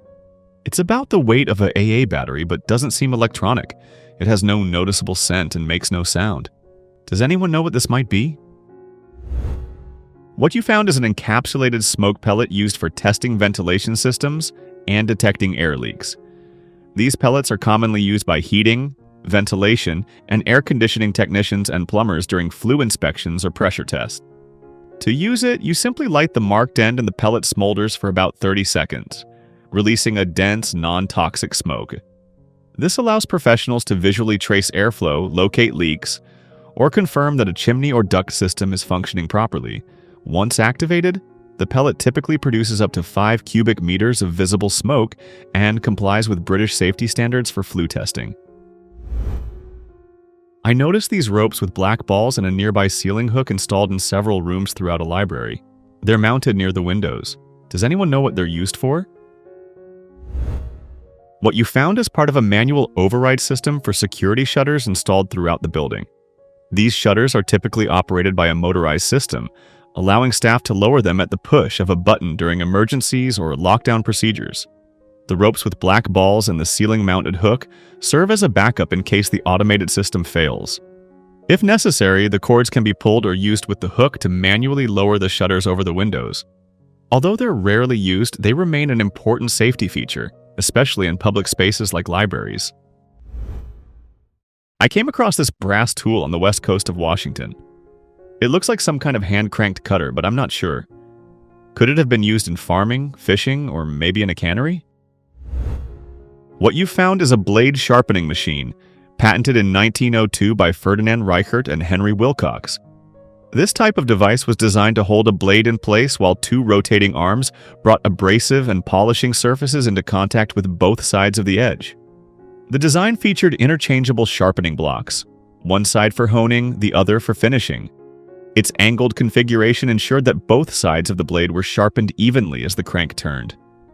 These machines were commonly used in workshops, factories, and possibly in canneries, or on farms where maintaining sharp tools was essential. Your example appears to be in excellent condition and still retains its original brass construction and mechanical functionality. I have this wooden box that used to belong to my grandfather. It has a hinged lid, a drawer, and some decorative carvings. Inside, there's what looks like a built-in compartment. It's about 36 by 12 by 18 inches. Does anyone know what it might have been used for? What you found is the case for a late 19th or early 20th century interchangeable cylinder music box. These large mechanical music boxes used rotating cylinders studded with pins to pluck tuned teeth on a metal comb, producing melodies. The drawer with separated slots was designed to hold extra cylinders, allowing the user to switch out tunes. The box itself was often made of finely finished wood with carved details in brass or bronze hardware. While the internal mechanism is missing, the case alone is a fine example of early mechanical music craftsmanship and may still hold collectible or decorative value.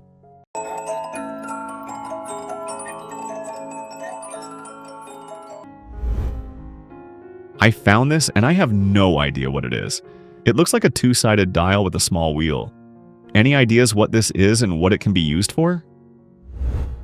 What you found is an oppisometer, also known as a map measurer, curvimeter, or chartometer.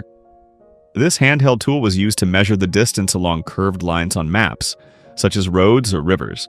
The small wheel at the tip would be rolled along a route on a paper map, and the dial would display the distance based on the scale of the map. More advanced versions like yours feature rotating dials calibrated for different units, typically kilometers and miles. Before GPS and mapping software, this was an essential tool for travelers, surveyors, and cartographers. Your example is likely from the mid-20th century and was probably made in Europe. These instruments are now considered collectible, especially when they retain clear markings and multiple scales. I found this in a house I recently moved into. It's a clamshell-style case with a red lining, and inside there's a block made of some kind of metal. I'm not sure what it's for. What you found is a vintage charcoal hand warmer. These were popular before chemical or rechargeable hand warmers became widely available. The device consists of a metal case typically lined with felt or fiberglass wool, designed to hold a stick of compressed charcoal. To use it, one end of the charcoal stick would be ignited and then placed inside the case. Once the case was closed, the charcoal would smolder slowly, producing heat for several hours. The felt lining helped insulate the heat, and make it comfortable to hold in pockets or hands. Charcoal hand warmers were especially common among outdoorsmen, military personnel, and travelers in the early to mid-20th century. I found this in an old house I was helping to clear out. It's about 2 inches long, has a silver handle and a glass prism insert, and came in a small latched box.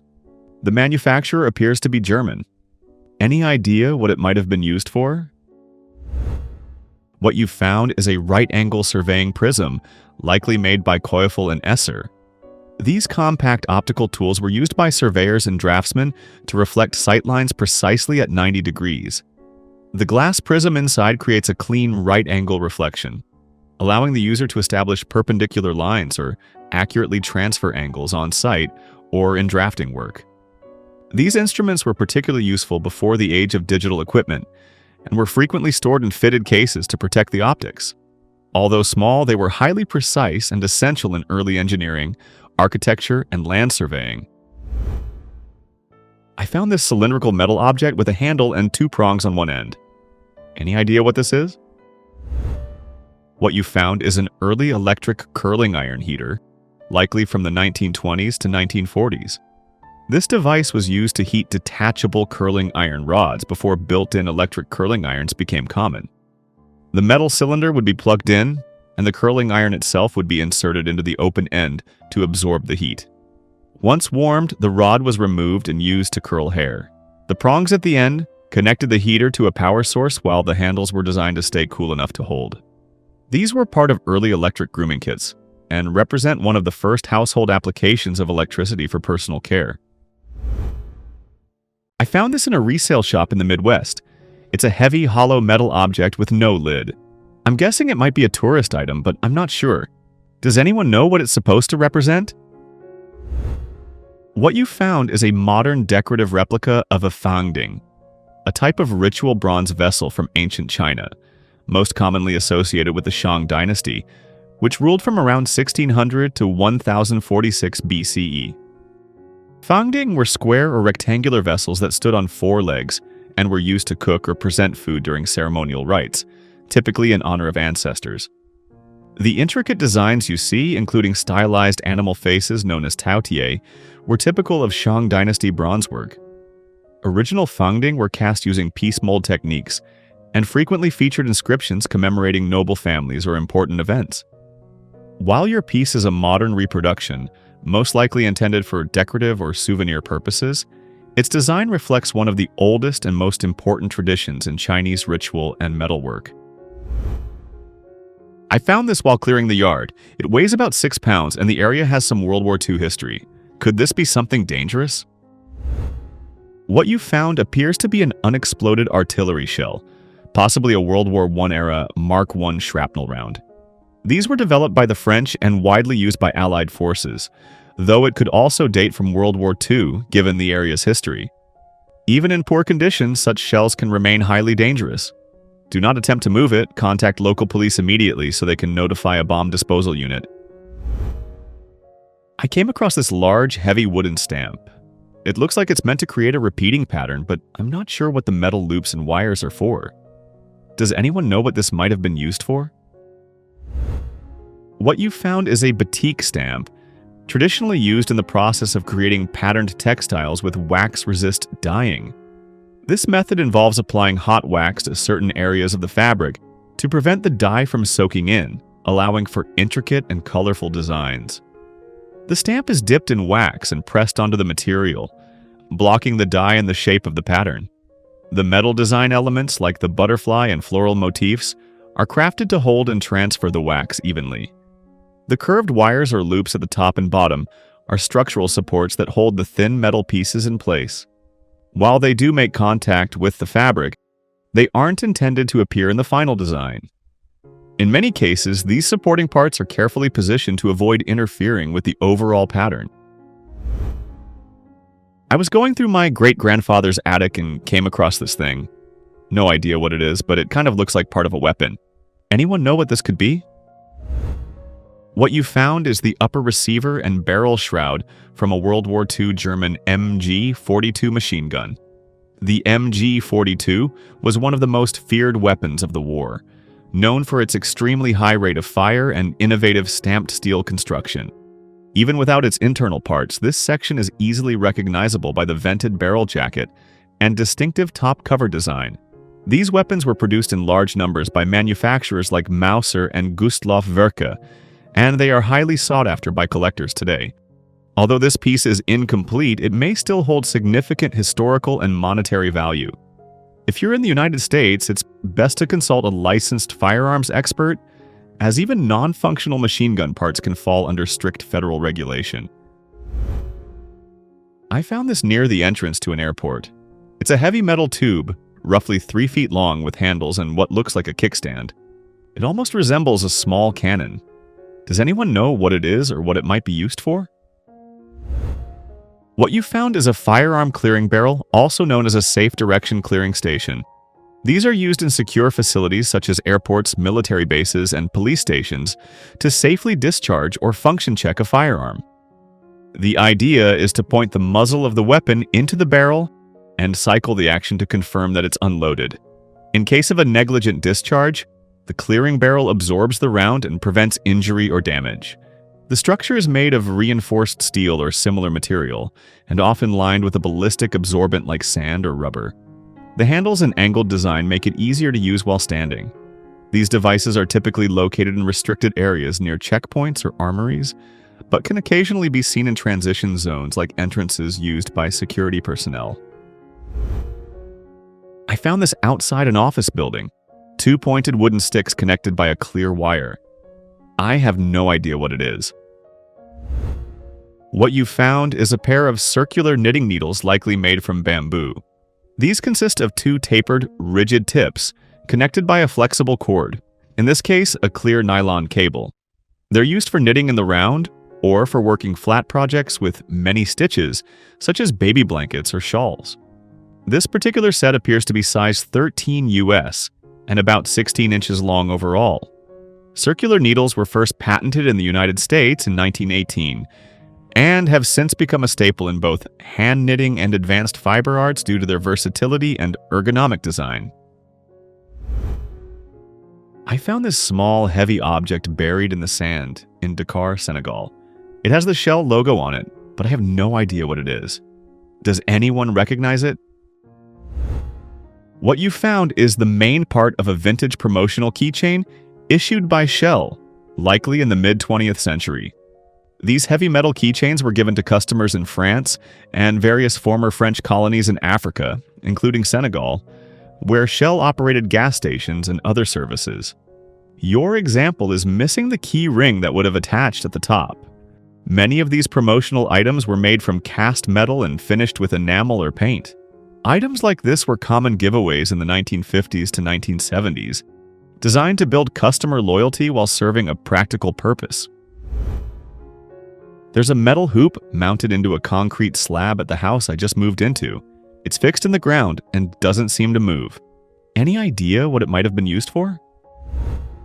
What you found is a decorative outdoor cauldron hanger, made from a repurposed wagon wheel rim.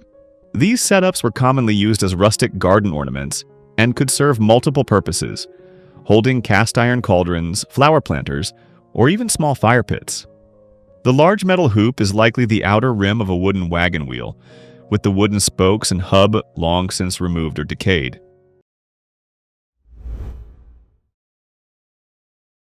I found this heavy object, about 10 inches in diameter, inside a wooden box labeled Valvoline Oil Company. It has a rotating top, a dial that locks into place, and a pendulum that moves when the center plate is pressed.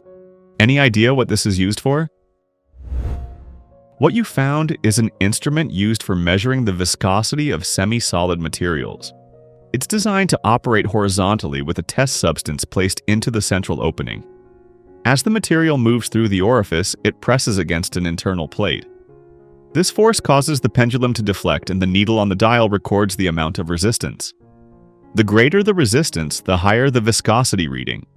Instruments like this were commonly used by companies like Valvoline to evaluate the flow properties of greases, thick oils, and other lubricants, helping ensure consistency and performance during production and quality control. I found this metal sphere floating near the coast of Chichagof Island in southeast Alaska. It's about 16 inches in diameter, hollow but heavily weighted at the bottom, and has 6 weld points underneath. There are no fittings or markings on it, just a weld seam around the center. Does anyone know what this might be? What you found is a stainless steel float used in the venting system of a large ship's fuel or ballast tank. These floats are part of a safety mechanism designed to prevent seawater from entering the tank through the vent pipe. If the tank vent becomes submerged due to rough seas, listing, or flooding, the float rises with the water and seals the opening to block incoming water. The weight at the bottom keeps the float upright, and the sealed construction allows it to respond quickly when needed. In one scene from The Office, there's a beige plastic device mounted to the wall with a dark brown bracket. It has a cord running down from it and looks like part of it detaches, maybe a battery or some kind of tool. It's located in the office kitchen. I grew up during the time this would have been used, but I still have no idea what it is. Can anyone identify it? What you're seeing is an early 1980s Black & Decker spotlighter, a wall-mounted rechargeable flashlight. The beige plastic body sat in a dark brown charging cradle, typically mounted in kitchens, garages, or utility rooms. When needed, the flashlight could be lifted from the cradle and used as a portable light source. Once returned, it would automatically begin recharging. Devices like this were popular in the late 1970s and 1980s as convenient emergency lights, especially during power outages. This small object was found in a ring box at an estate sale. It has a set of tiny brass components on top and a green coil of wire underneath. Someone posted it in a Facebook group asking what it is, but no one seems to know for sure. Does anyone recognize it? What you found appears to be a component from an early crystal radio receiver, also known as a crystal set. These simple radios were popular in the early 20th century and required no external power. They worked solely on the energy of the received radio signal. The green coil on the underside is part of the tuning circuit, and the brass components on top may have supported the crystal detector or antenna connections. Crystal sets were commonly homemade or sold as kits, and typically used a coil. A crystal detector and a sensitive earphone receive amplitude-modulated signals. Although they could only pick up nearby stations and produced faint sound, these radios played an important role in the early days of wireless communication and remain a remarkable example of minimalist engineering. I found this unusual wooden object at a thrift store. It's made of thick hardwood, has solid metal chains attached, and is reinforced with brass plates. It's hollow inside and has a hinged lid on top. Any ideas what this is? What you found is a traditional wooden fish live well, also known as a stream fish keeper. It was used to store live fish after they were caught keeping them fresh in flowing water until they could be prepared or sold. The hardwood body is reinforced with brass plates, and the iron chains were used to secure the container to a fixed point such as a dock, post, or shoreline, so it wouldn't drift away in the current. The top lid provided easy access for placing or retrieving fish. Once lowered into a stream or river, water could flow through the interior, keeping the fish alive. Before refrigeration, these types of live wells were a practical solution for fishermen, and today they're valued as collectible items from the history of fishing. I found this wooden object that looks like it was carved from a single piece of wood. When folded, it looks like a block with slots, but it opens into an intricate layered structure. There are no hinges or fasteners, just wood. Does anyone know what it's used for? What you found is a traditional Uzbek wooden book stand known as a lab. It's a foldable bookrest, intricately carved from a single block of wood without any nails, hinges, or glue. The interlocking slots allow it to unfold into multiple tiers, forming a stable platform for holding large books. Originally designed for reading the Quran in a seated or prayer position, the law allowed heavy manuscripts to be held open and elevated for extended periods. These stands are a celebrated part of Uzbek woodworking tradition and are valued for being both functional and artistic. Larger, multi-tiered versions can be especially complex to open and are admired for the craftsmanship they require. I saw this unusual leather T-shaped stool in a private members club in London. It has a handle on top and looks like it's designed for resting your leg on. It was sitting upright in the middle of a formal lounge area. What you saw is an antique gentleman's gout stool, a type of padded footrest designed to elevate and support the leg, typically used by those suffering from gout. This particular style features a T-shape and a built-in handle known as a butler's grasp, allowing it to be moved easily across the room. Gout stools were especially popular in 18th and 19th century Britain, when gout was considered a disease of kings, frequently associated with wealth, overindulgence, and refined living. These stools provided relief by elevating the swollen joint, most commonly the foot, and were commonly upholstered in fine leather or fabric to match luxurious interiors. I found this small brass sculpture shaped like a booted leg, with a pointed toe at an antique shop. It's about 2 to 2.5 inches long and heavier than it looks. There are no markings, but the style seems pre-Victorian. Any idea what it was used for? What you found is likely a tobacco pipe tamper, a tool used by pipe smokers to gently pack tobacco into the bowl. This helps ensure an even burn and prevents the tobacco from going out too quickly. Pipe tampers became popular in the 18th and 19th centuries and were commonly made from materials like brass, silver, or wood. They were frequently crafted in decorative shapes such as boots, legs, or animals to reflect the personal style of the smoker. The booted leg design you found fits well within the pre-Victorian or Victorian aesthetic, when finely crafted smoking accessories were especially fashionable. I found this old hammer with a wooden handle and a flat striking surface. The other end of the head is curved and rounded, which I haven't seen before. Does anyone know what this type of hammer is used for? What you found is an auto body hammer, specifically used for shaping and repairing car body panels. The flat end is used for general striking, while the rounded or peen end is designed to smooth out dents or mold metal into shape without damaging the surface. This type of hammer is commonly used in combination with a dolly, holding the hammer in one hand and the dolly in the other to precisely control the shape of the metal. It's an essential tool in auto body repair, especially when working with thin sheet metal. I found 10 of these metal objects at my granddad's house. He's 88 years old. Each one weighs about 14 pounds and measures roughly 17 inches tall, 12 inches wide, and 5 inches deep. Any idea what they're used for? What you found is a reel rack used for feeding film into a splicer, made by Films and Equipments Limited. Before digital editing, films were cut and joined manually, and this rack helped manage multiple reels during the process. Each upright held a reel of film, allowing editors to pull segments through the splicer for precise cutting and joining. These racks were standard in editing rooms throughout much of the 20th century, and are now considered collectible pieces of film history. I came across this wooden piece at a Goodwill store. It stands about 2 feet tall and is roughly 18 inches wide. The top has a slot with a sliding cover and there are 3 keyhole latches, though no keys were included. It feels solid and seems to be missing something in the center. What you found is a vintage wooden ballot box, likely used for collecting votes or suggestions in a formal setting such as a club, lodge, or church. The narrow slot on top was intended for inserting paper ballots, while the sliding wooden cover allowed the opening to be concealed or locked when not in use. The keyhole latches were designed to secure the contents until the box was officially opened for counting. These boxes were widely used in the 19th and early 20th centuries and reflect the practical craftsmanship of the time when voting was typically conducted by hand. I found this small glass vial inside a leather pouch while exploring a shipwreck. It's about 1 inch long, filled with a clear yellowish liquid, and has the text Jasmine 76 faintly visible on the side. Does anyone know what this is?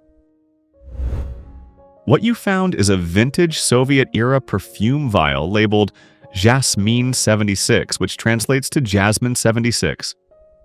It was produced in the USSR as part of a line of compact, affordable fragrances, typically packaged in small glass ampules like this one. The number most likely refers to the year of formulation or release 1976. These vials were commonly carried in pouches or worn as pendants during the 1970s and 1980s. The perfume inside was a concentrated oil-based fragrance meant to be dabbed onto the skin rather than sprayed. I found this glass object at Goodwill among the regular glassware. It looks similar to a champagne flute, but the top has only a small opening, and there's a gold band spiraling around the outside. Does anyone know what it's actually used for? What you saw is a decorative glass oil lamp, specifically a stem drop oil lamp. Although it resembles a champagne flute, the small top opening and the hollow interior are designed to hold lamp oil, not liquid for drinking. The gold spiral around the body is purely ornamental, and the lamp would originally have been fitted with a small metal or ceramic wick holder at the top. Once filled with oil and fitted with a wick, it could be lit and used as a gentle ambient light source, typically more decorative than functional. I found this plastic device in the back of a closet. It gives a short vibration when I turn the knob on, then continues to vibrate briefly every 15 seconds. The battery cover is missing, and I'm not sure what it's used for. Any ideas? What you found is a handheld metal detecting tool known as a pinpointer, specifically a model like the Bounty Hunter pinpointer. These devices are used in conjunction with standard metal detectors to help pinpoint the exact location of a metal object after its general area has been identified. When powered on, the pinpointer vibrates or emits audio signals as it nears a metal target, allowing for precise detection in soil, sand, or other materials. The short pulse every 15 seconds is likely a confirmation that the unit is still active and scanning. The missing battery cover on the bottom would normally secure a 9-volt battery. Pinpointers are favored by hobbyist treasure hunters and are particularly helpful for recovering small items like coins, jewelry, or... I found this unusual wooden object at the bottom of an old cabinet. It's about 14.5 inches long, has a lead tip on one end, and looks like some kind of club or baton. Could this have been used for something specific? What you found appears to be a type of trench club, a handheld weapon used during World War I and sometimes World War II, particularly in close combat situations. The lead-tipped head added weight for striking, while the short wooden shaft allowed for quick movement in tight spaces like trenches. Similar designs were also seen in traditional tribal weapons, especially from regions like Papua New Guinea, where stone or metal-tipped clubs were passed down and refitted with new handles over time. I found this cast iron object in my grandfather's garage. It's about 6.5 inches tall and 17 inches long. There's a long lever on top and the word superior is cast into the base. It looks like it might be used for cutting something, but what exactly was it for? What you found is a vintage tobacco cutter, manufactured in the early 20th century by the Superior Company, a name that's still clearly visible on the cast iron base. These devices were used to slice through solid plugs or bricks of tobacco, which were common before mass-produced pre-cut tobacco became widely available. To operate the cutter, a person would place the block of tobacco on the base, directly beneath the heavy guillotine-style blade. Pressing down the long iron lever would drive the blade through the block, producing thin slices ready for pipe smoking or chewing. The Superior Company, based in the United States, was among several manufacturers producing tobacco cutters during the 1910s and 1920s.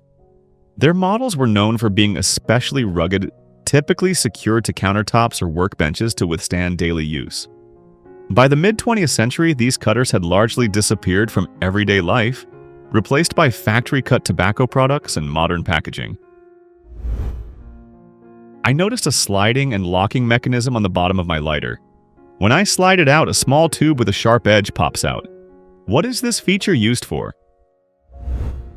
What you found is an integrated cigar punch cutter, a feature built into many high-end lighters. When you slide out and lock the mechanism, the sharp-edged tube is used to punch a small hole in the closed end of a cigar. This creates a clean opening without tearing the wrapper, making for a smoother and more controlled draw. Punch cutters became popular in the mid-20th century as a cleaner alternative to guillotine cutters, and by the 1980s, companies like Colibri began including them in premium lighters for added convenience. I found this heavy metal object in an old farmhouse from the late 1800s in Oklahoma. It has a trigger mechanism at the top and claw-like hooks at the bottom. It looks like it was made for grabbing or lifting something. Any ideas? What you found is an antique hay harpoon, also known as a hay spear, a farm tool used in the late 19th and early 20th centuries to lift loose hay into barns. It was patented in 1873 by Aaron Nellis. The pointed end pierced the hay while the claw-like mechanism at the bottom opened to grip the load. It was typically attached to a pulley system on a hay trolley that ran along a track under the barn roof. Once in position, the harpoon was dropped into the hay, then lifted by a team of horses or a mechanical winch. This helped farmers move large amounts of hay with less manual labor. I picked up this unusual bamboo piece at a garage sale. It has a carved wooden figure that looks like a fish and a hook that runs through the center and connects to a chain at the end. The figure moves slightly but doesn't come off. I have no idea what it was originally used for. Any thoughts? What you've purchased is a traditional Japanese hearth hook, known as a jizaikagi. These were used to suspend a kettle or cooking pot over an iriri, a sunken hearth in the center of the home. The long hook allowed the pot to be raised or lowered to control the heat. Many jizaikagi were beautifully carved, frequently featuring animals, mythical creatures, or symbolic figures. The fish design on yours likely represents abundance or good fortune.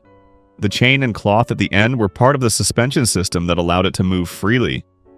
This piece is both functional and decorative, and it reflects a long-standing tradition in Japanese domestic life. I found this small rubber object on the beach in New Jersey. It's hollow, about the size of a fingertip, and has the word Santro, or something similar faintly visible on the black base. Does anyone know what it is? What you found is the rubber nipple from an antique baby bottle, specifically from a product known as Santro Baby's Delight, which dates back to the early 1900s.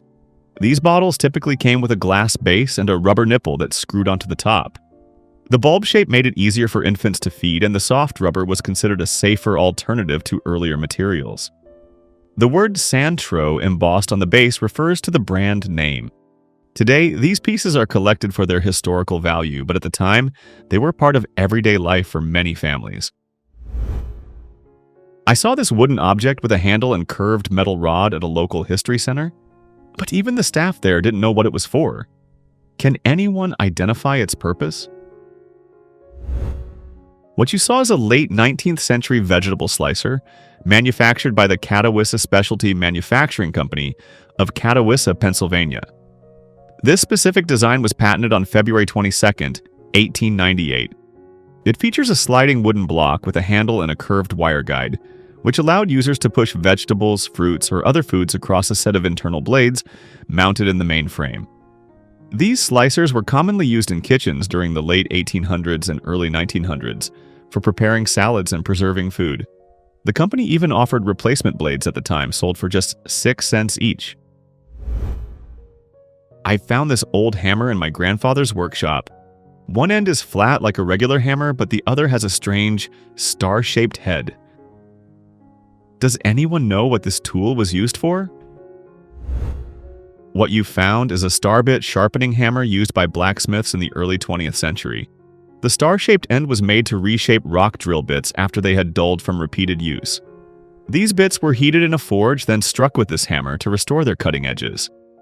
The flat side worked like a regular hammer, while the pointed end matched the star-shaped profile of the bit. Tools like this were widely used in mining and construction. A friend inherited these items from a relative who recently passed away, but we have no idea what they are. They look like some kind of pipes, but we're not sure what they're used for. Can anyone help identify them? What you're looking at is a collection of traditional mate sets, used to prepare and drink yerba mate, a naturally caffeinated herbal tea from South America. The cups, known as mates, are typically made from hollowed gourds, carved wood, or even polished animal horn, like the one shaped from a hoof. Each set includes a metal straw called a bombilla, which has a built-in filter to keep the tea leaves out as you sip. Yerba mate is more than just a drink. It's a social ritual. Friends and family gather to share from a single cup, taking turns as it's passed around. This practice dates back to the indigenous Guarani people and became deeply rooted in the cultures of Argentina, Uruguay, Paraguay, and southern Brazil. Today, mate remains a symbol of hospitality, tradition, and connection, and many people still enjoy it as part of their daily routine. My mother-in-law has had this small porcelain piece for years, but no one knows what it's for. It looks like it was made for something specific, maybe a toothpick holder or an ashtray. Its unusual shape makes us think it had a very particular purpose. Any ideas?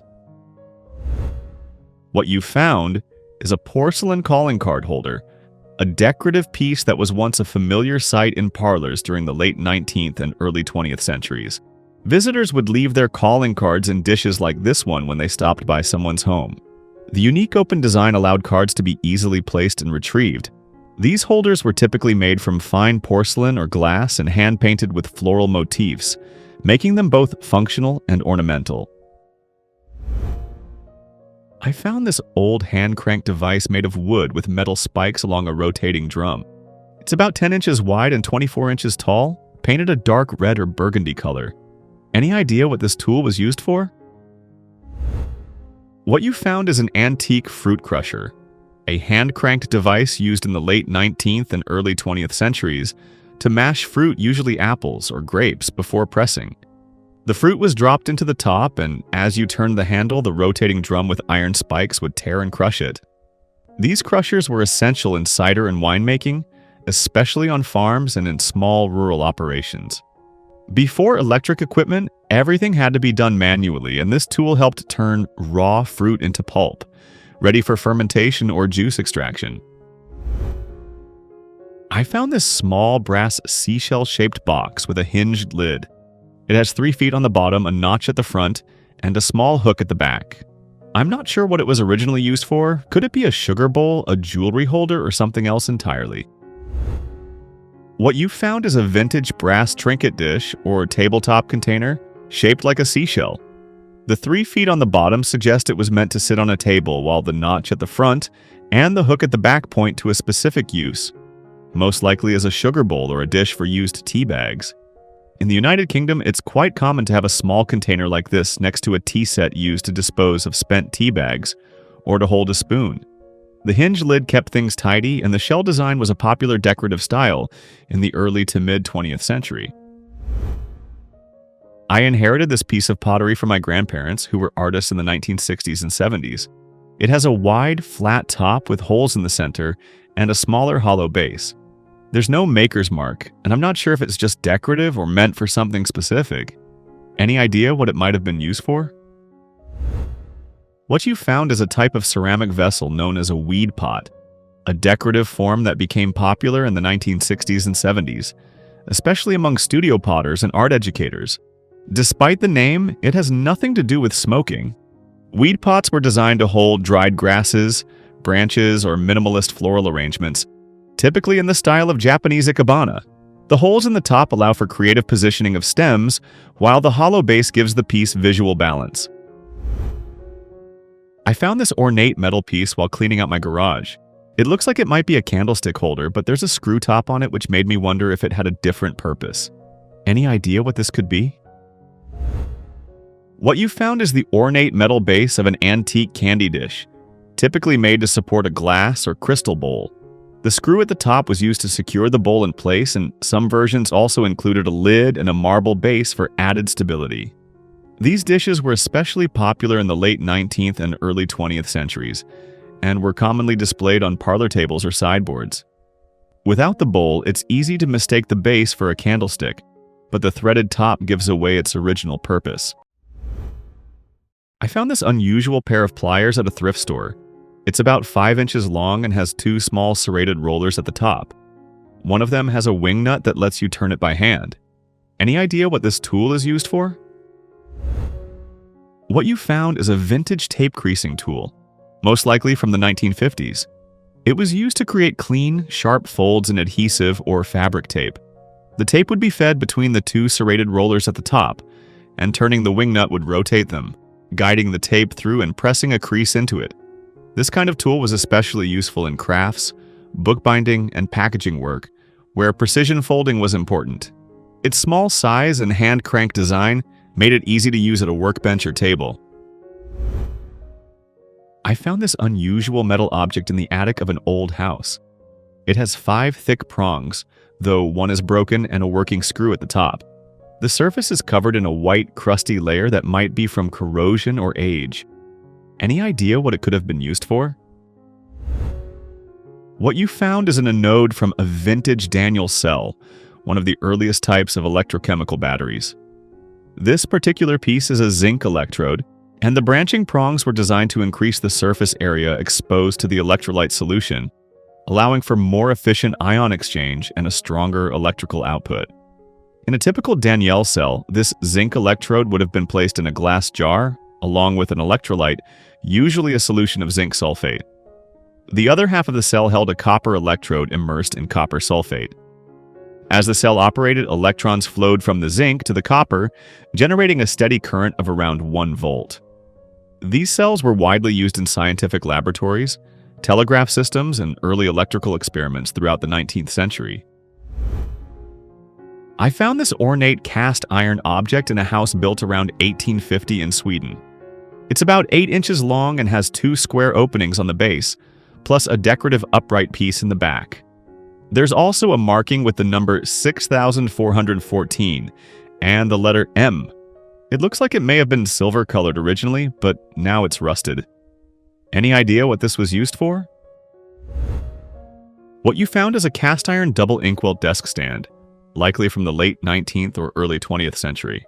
These ornate stands were designed to sit on a writing desk and hold 2 inkwells, typically one for black ink and another for red, or occasionally 1 inkwell and 1 sandpot used for blotting freshly written ink. Desk sets like this were widely used in homes, schools, and offices before fountain pens and ballpoint pens became standard. I found this unusual sterling silver item that looks like a bracelet with a short chain attached to a spindle-shaped piece. It's lightweight and probably from the early 1900s. The base of the spindle has a woman's monogram on it. What you found is most likely a vintage yarn guide bracelet, a small household tool used to help manage yarn tension during knitting or crochet. The bracelet would be worn on the wrist while the spindle-shaped piece at the end of the chain served as a yarn guide, keeping the strand from tangling or slipping as it was pulled through the fingers. Given the monogram and sterling silver construction, this piece was likely owned by someone from an upper-middle-class household in the early 20th century, when needlework was not only a practical skill, but also a symbol of refinement and leisure. I found this paprika-colored ceramic item at an estate sale. It looks kind of like a pig snout and has a heating element inside with a metal mesh screen. It's about the size of a soda can, around 4.5 inches wide at one end, and tapers down to about 3 inches. The power cord is damaged, so I haven't plugged it in. Does anyone know what this is? What you found is a Frankoma pottery Banobug electric insect repellent diffuser, produced between 1965 and 1967. It was originally made by Frankoma for a customer in Wichita, Kansas, who designed it to be electrically heated. Small bug repellent pellets were placed on the wire mesh screen inside. When plugged in, the heat would slowly evaporate the pellets, releasing a vapor that was intended to kill or repel insects. The piece you have is made from ceramic and glazed in Frankoma's signature desert gold finish. Its unusual design with curved openings and a rounded form was both decorative and practical, allowing airflow while housing the heated coil inside. The electrical cord and interior elements suggest it was intended for household use, most likely in kitchens or enclosed porches where flies and mosquitoes were a problem. I found this unusual tool among my dad's old collection. It has a spring-loaded shaft and a rotating base that stores multiple drill bits. When aligned, each bit can be removed through a small opening. Any idea what this tool was used for? What you found is a spring-loaded push drill, a hand-powered tool designed for drilling small holes with minimal effort. It was primarily used in woodworking, cabinetry, and general household repairs. The tool operates using a spiral shaft and internal spring. When you push down on the handle, the downward pressure causes the shaft to rotate, which spins the drill bit. Tools like this were especially popular in the mid-20th century and remain collectible today for their simple yet effective design. I found this unusual wooden box measuring about 10 by 4 by 4 inches. It has a compass-like needle on the top, some old wires, and a copper plate stored inside. Any idea what this was used for? What you found is an early form of a galvanometer, a scientific instrument used to detect and measure electric current. The needle on the top resembles a compass, but instead of showing direction, it deflects in response to an electrical current passing through the connected wires and surrounding coil. This type of device was commonly used in the late 19th and early 20th centuries, particularly in educational or laboratory settings. The principle is simple. When current flows through the wire, it generates a magnetic field which interacts with the magnetic needle and causes it to move. The greater the current, the more the needle deflects. The copper plate stored inside the box may have served as part of a test circuit or grounding system. Although it lacks a calibrated scale like later ammeters, this galvanometer could still indicate the presence and relative strength of a current, making it a valuable tool in early electrical experiments. I found this heavy wooden pedestal about 24 inches tall and 7 inches wide in an antique shop in the northeastern United States. It was labeled as sailing related. The top has 4 notches and the wood is very dense.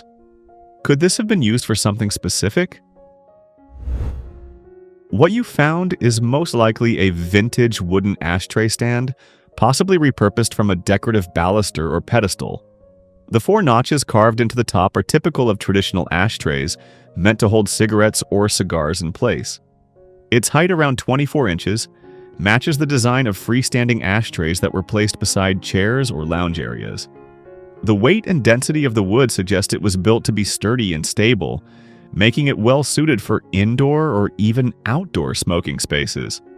While the label suggested a nautical origin, it's possible the piece was either used aboard a ship or simply crafted to resemble maritime design. Ashtray stands like this were commonly used from the early to mid-20th century, especially in social settings where smoking was a regular part of entertaining. I found this old wooden object in Canada. It looks like a giant clothespin or a huge pair of tweezers. It has a strong closing force and opens just enough to grip something like a small board. Any ideas? What you found is a traditional wooden stitching clamp, also known as a saddler's clamp or leatherworker's clamp. It's a hand tool used in leathercraft to hold pieces of leather securely in place while stitching by hand. The clamp is typically held between the legs or mounted to a bench, allowing the user to keep both hands free for sewing. The spring-like tension at the tapered end provides strong, even pressure, which is essential when stitching leather, as it keeps the seams aligned and tight. The opening width you described, about 2 inches, is ideal for gripping belts, wallets, or other medium-sized leather goods. Stitching clamps like this were commonly used by cobblers, saddlers, and leatherworkers throughout the 19th and early 20th centuries, and modern versions based on the same design are still used today by traditional leather artisans. I found this small object in the return slot of a Coinstar machine. It looks like a tiny pistol with a brass barrel and a black rubber handle that has some kind of flower-like symbol on it. The barrel is hollow and has 2 indentations. Any ideas? What you found is a key for a steering wheel lock, part of a mechanical anti-theft system that was common before modern electronic car security became widespread. These keys were specifically designed to lock or unlock the clamp mechanism that attaches to the steering wheel, preventing it from turning. Devices like this were widely used from the 1980s through the early 2000s, and although not as prevalent today, some drivers still use them as an extra layer of protection. I found this small rusted metal piece in a river in central France. It's about 2 inches tall, slightly curved, and has a figure wearing a helmet on top. It has AJAX stamped on it. Does anyone know what it is? What you found is a head badge from a vintage bicycle made by the Ajax brand in France. These small metal emblems were attached to the front of the bike frame, specifically the head tube, and typically displayed the manufacturer's logo. This particular badge was produced by the Société Industrielle d'Albert, a major bicycle manufacturer based in the town of Albert in the Somme region of northern France. The factory operated between 1906 and 1913 and was known for producing complete bicycles as well as spare parts, tires, and accessories. Their manufacturing complex was among the most advanced of its kind before World War I. Tragically, both the town and the factory were nearly destroyed during the war, especially in the Battle of the Somme in 1916, one of the deadliest battles in recorded history. I found this small metal and wooden tool with two prongs. It looks like it might be used in the kitchen. The tines are exposed when resting, and they slide back when you press the handle. Does anyone know what this could be? What you found is a spring-loaded pickle picker, a small kitchen tool designed to retrieve pickles or other items from jars without using your fingers or a full-sized fork.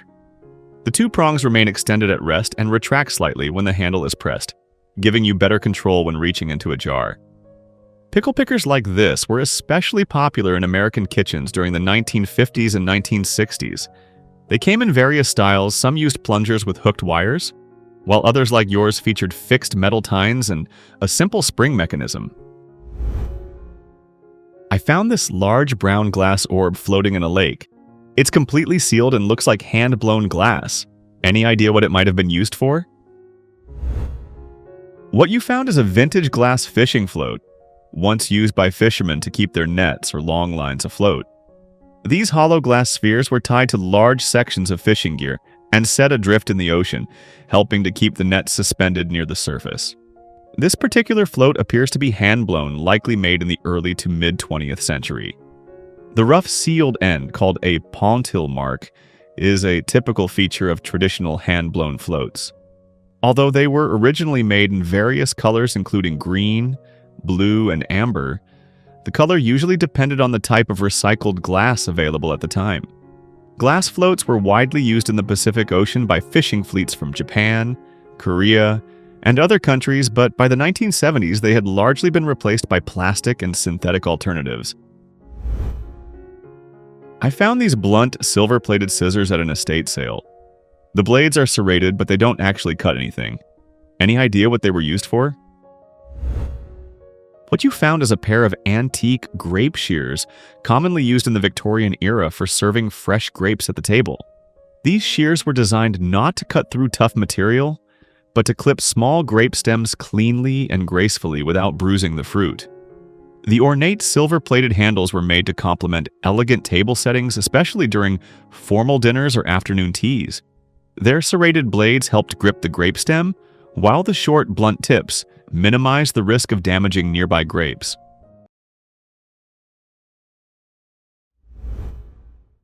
Thanks so much for watching all the way to the end. I hope you found it interesting. If you enjoyed the video, please give it a like and consider subscribing. It really helps with the YouTube algorithm and lets more people discover the channel. Thanks again, and see you next time.